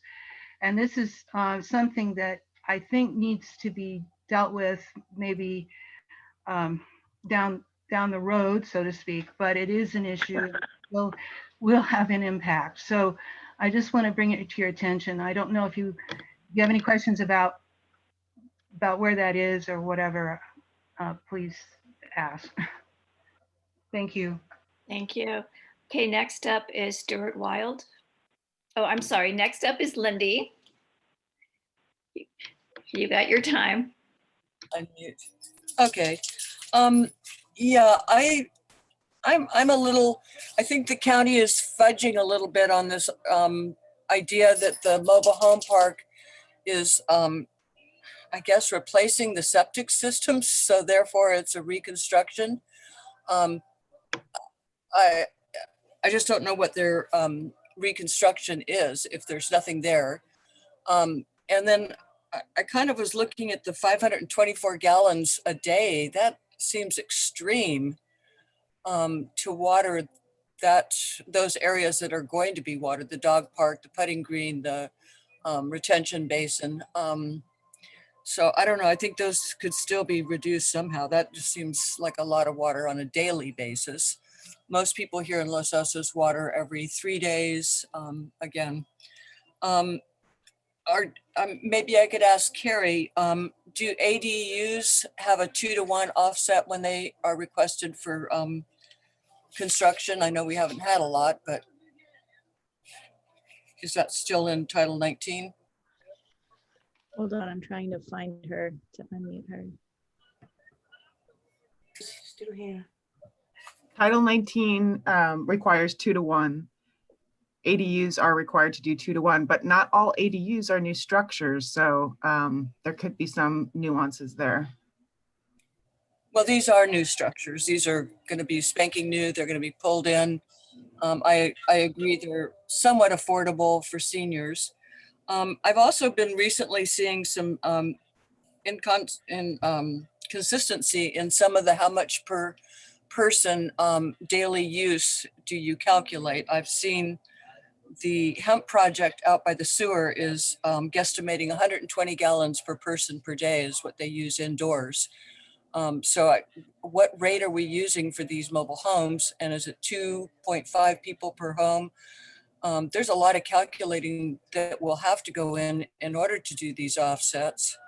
And lastly, I kind of think the entire community is paying for a water basin study. So I'm not sure the offsets, they can go first to people in the mobile home park, but they also should go community wide, I believe. If there's a group of people that want them. There's also toilet offsets, and I think recirculating water heaters are also on that list. So anyway, 2-to-1, absolutely. This is absolutely new construction, and I don't think it's going to be that expensive. It's a little extra, but it's worth it to our community. So thank you. Thank you, Lindy. Next up is Stuart Wild. Okay, can you hear me? Yes. First of all, thanks very much for allowing me to talk to you tonight. Appreciate it. Number one, if you look at the map on the home project overview site plan A10, you'll see, as somebody said earlier, we'll lose about 80% of our green area by putting these units in. I've canvassed about 50 people in the last 2 days, and the answer has been not only no, hell no. And basically they see there has to be some give here. The number of units taking up all this space is, in the word of one gentleman, not fair. So we'll go from there. I have another question regarding the supplemental information. We didn't ask for, somebody didn't ask for, I don't know who it was, but they didn't ask for a fire safety plan. We currently have one major exit up the front of the park, and we have another one which is just slightly a block away to the right. There is no safety exit for vehicles in the top end of the park where these developments are going to take place. So I believe you need to have a fire appraisal. Secondly, when we discuss the issue of sewer and sewer disposal, they're building on a leach field. What mitigation is required to make that buildable? We've had an issue in the bottom of the park where they tried to put a unit on to a leach field and it sank into the leach field. So what's the mitigation for that? Is that in the plan? Is it discussed? And what's been said about the parking and trash is absolutely right. We need parking up there if they're going to put these 10 units in. The round number seems to be the people that I talked to would be happy with 7. They wouldn't be happy with 10. So that and the water, you've already had the discussions over water. There's no point in discussing that. That's about it, I think. I appreciate the time. Thank you. The other item, which is not in the plan, there's 2 of us in the park that put this plan together 2 years ago. And one of the issues was the front of the park, which is an eyesore, to put it nicely. That's not in the plan. Is that going to be in the plan? That's another question. So I thank you for your time. I appreciate it. Thank you very much. The last hand I see up is Patrick McGibney. Trish, do you want us to respond to any of these or wait till the end? Let's wait till the end, and then if you could respond, that would be wonderful. Okay.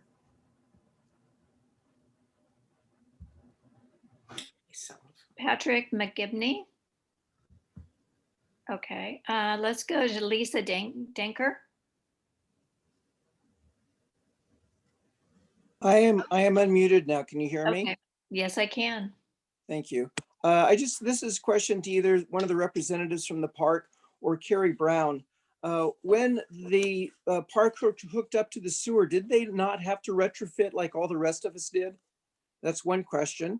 And if they did, then how is it that we have washing machines that are still going to be able to be retrofitted in there? Those should have already been done. Second question or third comment is that we did have condition 5 of the CDP the Coastal Commission gave, which authorized $5 million to be set up for the community for retrofitting. So some of that money is still available or should be available because it's only been half of it's been about spent. So it shouldn't be something that the developers should have to pay. The county has that money set aside for that. But again, if you had to already retrofit to get hooked up to the sewer, how could you get any more washing machines that you could use? Thank you. All right, let's listen to Lisa Danker, and then we'll have Carrie and the group answer the questions that have been asked. Lisa? Yeah, good evening, everybody. I just wanted to bring up a point that the gentleman from the park a few voices ago brought up, which is it too late to downscale this project? Maybe there are too many units. Maybe the water use as a whole for the fragility of our aquifer doesn't suit the times we're in. And maybe conservation is something that we should be considering. It's not, maybe they can add more later. That's my question. I was just Carrie, can you answer some of these questions that have been brought up about mitigation on leach fields and exits and fire appraisals for this project? Let me make sure I can find her. Where's Carrie? I'm unmuted. Oh, thanks. Okay. Yes. So a fire plan will be required. That will be a condition of approval. And I believe CAL FIRE has taken a look at this. We did get comments from them. So we are looking at fire egress, and that will be a condition of approval. The other question about the retrofitting, all existing development was required to retrofit toilets and fixtures. Washing machines were not required to be retrofitted as part of the sewer project. So washing machines is another avenue to save water in the community. Okay. Were there any other questions that I'm missing here? I think the only other one I wrote down was the mitigation to build on a leach field. Okay, I'm not an expert in actually siting a mobile home on a site with a leach field, but I'm sure that the agent and applicant can answer that question. Okay. All right. Yeah, I believe the leach field actually, Debbie, can you remind me? It is in one corner of the park, but I believe these two areas that we are proposing to add the units are actually the old septic tanks, which were filled with slowly and just left there. So I don't believe that any of these units are actually on where the leach fields were. There are leach fields, but isn't this the septic tank area, Debbie? You are right there. This is a septic tank area. I don't remember exactly where those leach fields are though, but there would have to be soils tests before any building took place. So the geotech would have to take a look at that. And mobile homes are a little different than your standard homes when it comes to building code. So they actually, because they don't have big foundations like a typical home, they have a little different requirements. I also thought I would answer, there was one question about 520 gallons per day for irrigation. That 520 is for the irrigation and the 10 units. It's not just the irrigation. So you're right, that would be a lot of irrigation if it was just the irrigation. And as far as parking, we are providing parking. We're replacing any parking that we're taking away, we're replacing and we're adding to it. Also, just to note that we are actually below the allowed density for the park. So we could actually, this project was larger and we did scale it down before submitting to the county. So although it seems like here we are now and let's make it even smaller, we just to add some context and history, that actually has occurred in the whole time that we've been planning this. Okay, any other questions? I don't see any other hands up. Jim? There is. Lindy has her hand up. Stuart All right, Wyatt. Jim had his up first. Jim?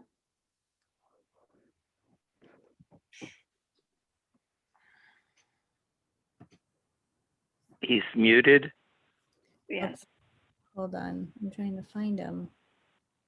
I know, we're trying, Jim, we're trying. Yeah, use hand signs, Jim. We can see you.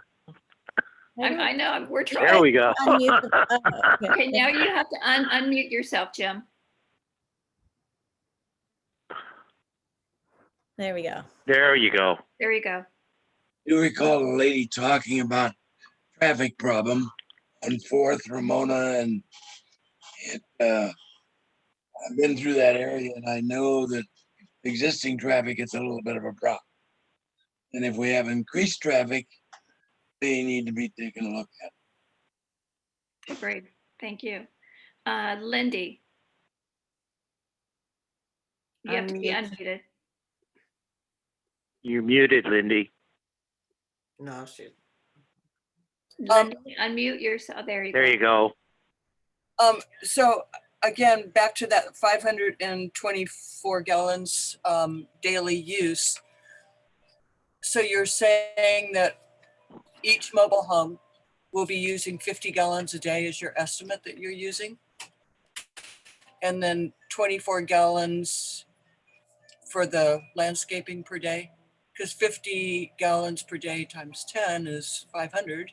I'm not done. So, you know, again, that's the inconsistency that I've seen in some of these numbers.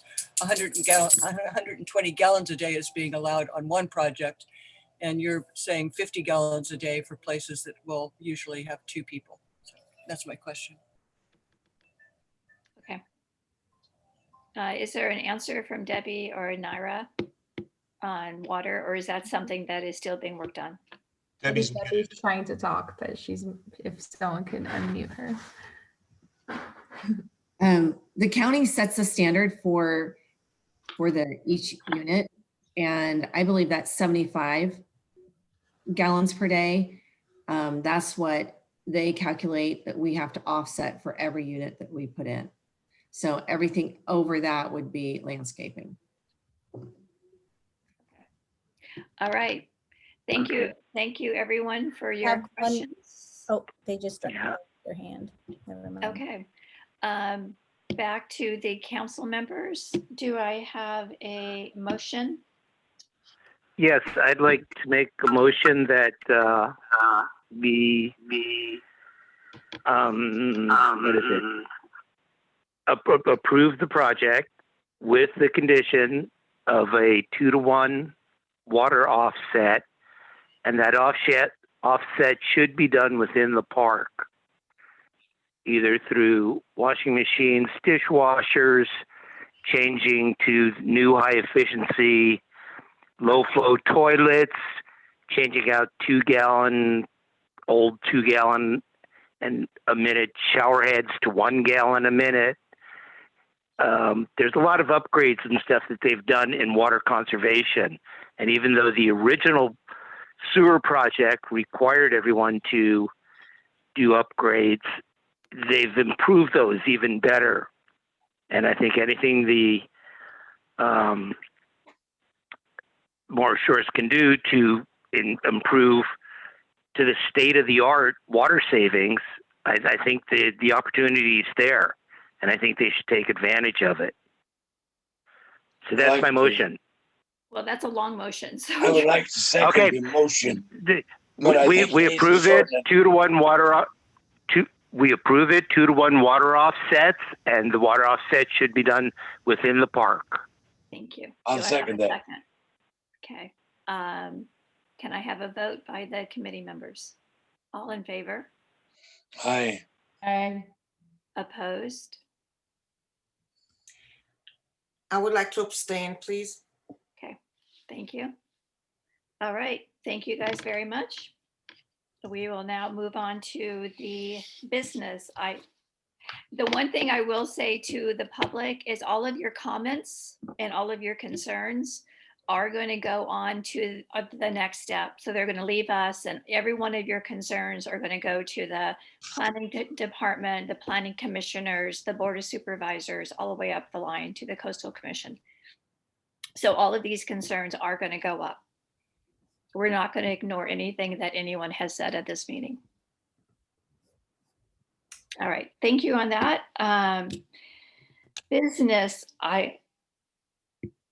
items, secretary request, Sue. Thanks, Trish. I just wanted to tell you guys that I understand that when we put together agenda, anybody can ask for anything to be on the agenda. That's fine. But we're not going to do every month an email asking if you want it. I'm just going to count on you guys. If you have anything, just let Tim and I know. Give us a week to get it into the agenda and all that we have to do. But I just wanted to make sure you know that if you don't get an email, it's not because we don't want your request. It's just we're going to count on you to just respond for us. Okay. Perfect. Thank you. Sandra, adoption of bylaws and policies.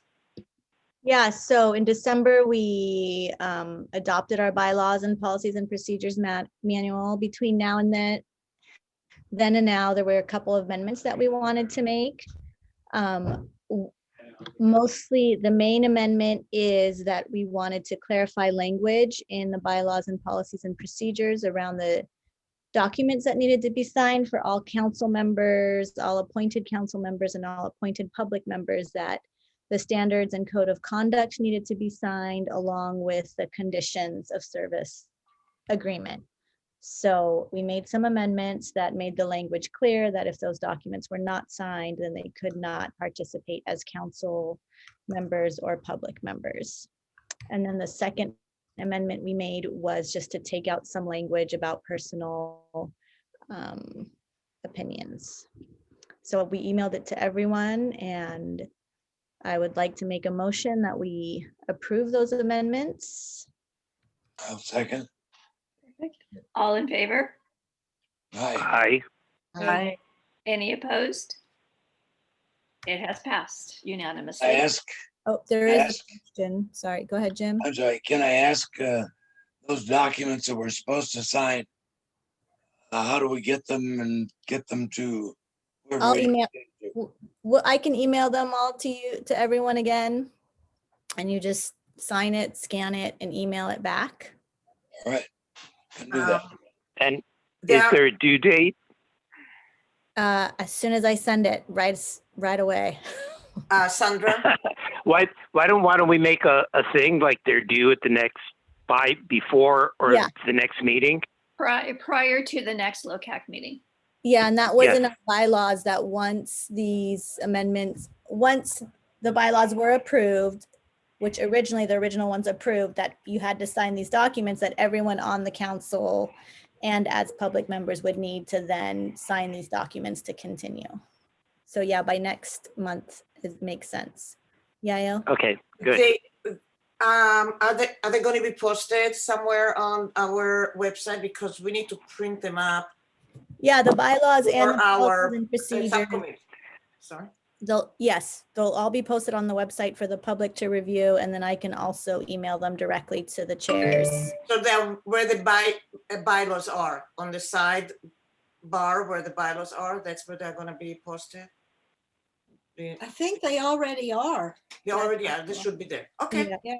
But we need, once the amendments and changes are made, I'm gonna send new versions to Lynette to post. So Okay. wait a week before printing Okay, them. because we need to provide them for the subcommittee. Yeah. Public members also. Right. All right. Central storage for Oh, wait, Locac. sorry, there was a question. Sue Julie. had a, Sue. I just wanted to tell everybody that Sandra, there are two documents you have to sign. One is the new standards and code of conduct, and the other is what everybody signs when they go for election. It's conditions of service. So there's a different one for whatever, if you're an appointee or if you've been nominated, voted in, or if you're a public member. The difference is if you're running, you agree to not spend more than $300. If you're an appointed member, then you're not running, so that doesn't apply to you. Yes. So there are two different documents, and she'll mail you those two different documents, and basically they have to be signed by our next meeting. So yeah. Can we go undo Jan and Julie? They both have questions. Jan, we'll go council members first. Yeah. So council members first. What I want to be clear on is a member like me, I have to sign both of them. But a Yes. member on my committee that participates, there's only one they have to sign. Is that correct, Sandra? They sign both the standards and the condition. Oh, they do both also? Yeah. Okay. Thank you so much. Yeah, thank you. Okay. Public, Julie.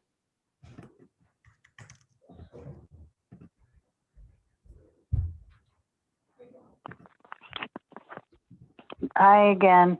I think my question might have been the same as Jan's, that there were 2 documents to sign. Yes. And, okay, and I didn't see them, the new language with this agenda tonight. So I'm sorry, I'm at a disadvantage to see what the final language was. So I guess you'll send it to me to sign it, and if I don't like it, I'll certainly let you know. Yeah. The language was basically no person may serve or attend meetings as an elected Locac council member unless they have signed the conditions of service and the standards and code of conduct. And then later it's the same exact language. No person may serve or attend meetings as an appointed public member unless they have signed the conditions of service and the standards and code of conduct. So sorry you didn't see that before, but we will post it.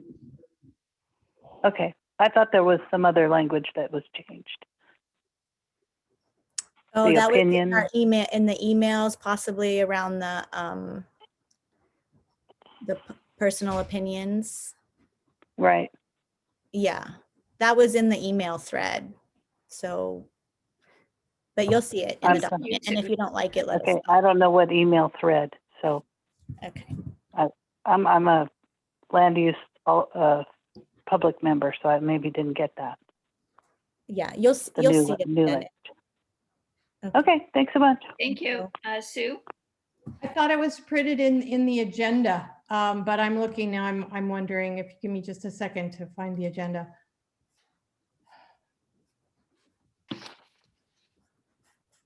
No, it wasn't printed in the It agenda. wasn't. I'm sorry. Okay, Sandra, central storage for Locac documents. Oh, this is, Lynette and I have been trying to figure out how to avoid anybody in the future having to retype documents that can't be found. For the bylaws, you know, Trish retyped the entire bylaws and the entire policies and procedures because there was no digital copy of it. So I think Lynette has found a way to store them in the web platform. The other option was to buy some kind of membership through Google Docs to have a central place for all of these documents that are, you know, being signed, that are being written, so that when we're all gone, there's a history and there's the documents are there. They're not just hard copies. Yeah, I support this idea, definitely. Go ahead. Me too. I don't want to retype. Absolutely. What about the Google Docs that the Google the documents archive that we've been using while we're working? Well, so those are associated to our emails. So the problem is like They're once not you secure. leave council, they're going to be associated to your email, and you would have to take all those and transfer Right. them to some central. Right, they're not secure. I understand. We can also do old school and back it all up on a memory stick. So in case we all lose electronics and Yeah. stuff. I know when I got it on a CD. Yeah, we don't. Even Everything was backed up on a, And then you I think know, you can't most, even find it. Kidding yourself, Larry. okay, I won't date myself that old, but anyway, the memory sticks are at least the new one to back it up on, and then we could explore Google. Sandra, Yeah, what do you need from when I took over the treasurer, that's a Google Doc, and you just share it with more than, I mean, it was just shared with me, and when I move on, I'll share it with someone else. So we could use Google Docs. It's just you gotta keep. Yeah, you just sharing it with the new people. Yeah, and you got to make sure you've got the new ones amended and yada yada. So Lynette and I are working right now. We don't need anything. I think she's figured it out for now, but that's kind of an update on trying to get us into the century. As a sidebar, I would like to acknowledge Lynette and Sandra for their amazing work with the website and with the newsletter and with all of that. Really. Amen. Really. Throw Sue in there as well. Yeah. Can we move on to elections? Are we going to hold Let's do. elections in May? So according Yes. to the bylaws that we written and have approved, election committee would be formed in January, or at least a chair. Somebody would be appointed chair of the community election committee for elections to happen in May. So that would be something, if we want to move forward with elections in May, whether they're virtual or real. Well, yeah, I don't think they could be virtual, but people can go with masks. And I mean, we could do social distancing as needed for people to drop off their ballots. We do have options for absentee mail ballots, but that's like on a very necessary basis because we don't have money for postage. But if somebody's disabled or can't get to the polling place or is out of town, there's that option. But really the decision now is, do we want to have elections in May? I think we have lots of seats up. They were supposed to happen last May. And who, if so, who will chair that committee?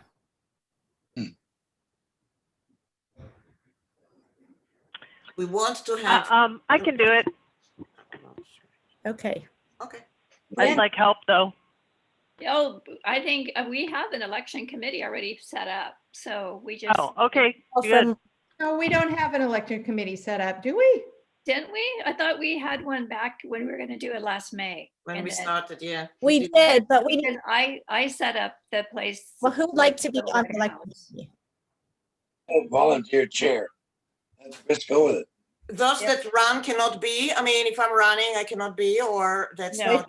Yeah, correct. If you're running, you can't be. So I think I'm running. I'm quite sure I'm running. Yeah, me too. Otherwise, I'd volunteer. Okay, so Chris is volunteered. Chris has already volunteered. Yay, thank you, Chris. Who would like to be on the committee with her? I'll help. Okay, yeah. I can I'll help. I can help on the committee, can I? I just can't chair it, or Nope. Also, we can help. Nope. Or we cannot If you're be on running, it. you can't help. We I cannot can't even do help, anything. but Dang.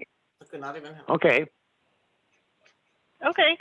Okay. What about voting virtually? You know, Let's be just talk sitting about by it. the- We have to. Let's not think about Yeah, we that. don't have to talk about that tonight. Let's Chris not and get I into these Okay. issues. Get together. You know, and Let Okay. the committee work I'm it out. okay if, yeah. Last time I hand delivered ballots, I'm fine with that too. If Just people let the committee don't work want to it out. come. Okay. Okay. I have a question. Okay. Does that mean, Chris and everybody, that by next meeting, by next local meeting, the public should be notified? When, how soon does the public have to be notified? So if you look in our, oh, go ahead, Sue. Oh, I was just going to say, the election committee that we have to form now, which can include public members if they'd like to join in. There is a timeline from the bylaws and our policies, and it says that committee will meet during the beginning of February and will make applications available. The application due date for the second week in March will be set.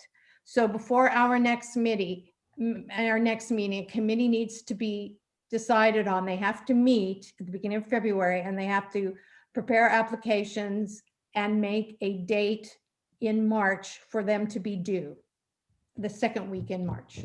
So that's what has to be done between now and the next meeting for these elections. I think we need to contact the 6 people who tried last May to run and we didn't have an election.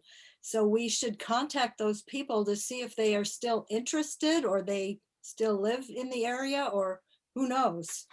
Yeah, so these are all things. Do we that have their elected committee- email address? Yeah, I can get that to you, Chris. Okay. So the bylaws committee did an amazing job of making it as simple as possible for the chair of the election committee to follow an already established protocol. It's all here, Chris, in the policies and procedures of what needs to happen when the public needs to be notified. If there's any public that wants to be on the committee that's on this call, please let us know. Yeah. So Chris, you can. Okay, so I'm not gonna me, be on the Trish, was there anyone else? Come on, somebody else. One more. Dan, Jim, Lynette. Come on. I just did I'm up bylaws and here. unhoused. Somebody else. I can't do one more thing. Okay. Okay. Chris and I were at, okay, the last thing under the business is request the committee status for the unhoused residents. Do we want to go ahead and vote on that? Sue? I think it's a great idea. I think Yael and the committee are doing a fantastic job. It's really an important committee. And I make a motion, unless you guys want to discuss, I make a motion that we give funding to this committee and do it with open arms. Okay, We do I have? should have I public second it. comment. Okay, all in favor? Well, public comment? Public comment? I didn't see any hands up, so. Jen Harper, Jen has her hand up. Jan has her hand up. I just wanted to say that I'll volunteer for the election committee. Woohoo! Yay. You. Yay. Thanks, Jan. All right, I'll volunteer too. Okay. Make sure you save all the documents in a Google Drive, okay? Yes. Don't look All at me. right, so So- all in favor of the unhoused Resident committee. committee? Yeah. Aye. Any opposed? Okay. So the other committee members are still Sandra and Jim. Do I still have you? Yeah, do I still have you, Sandra? Please, please, please, please. It's only once a month, not once a week. Okay. We've met Doable. once a week since the last time we approved the committee. So I just wanted to know how hard people have worked. Almost as much work as the bylaws. Almost. Well, it's stretched. Anyway, that will be much less, just monthly. Okay, yes. All right, so. Thank you.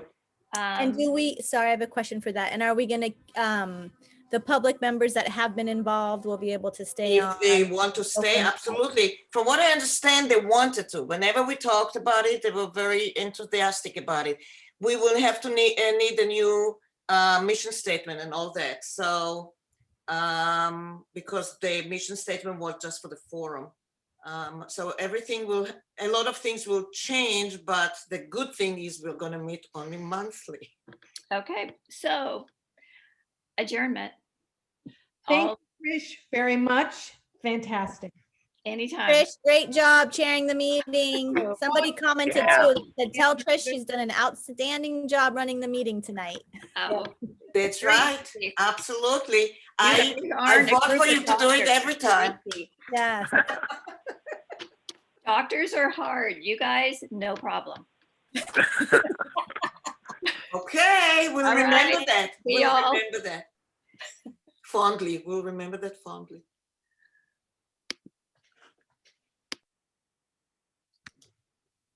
I think we're done.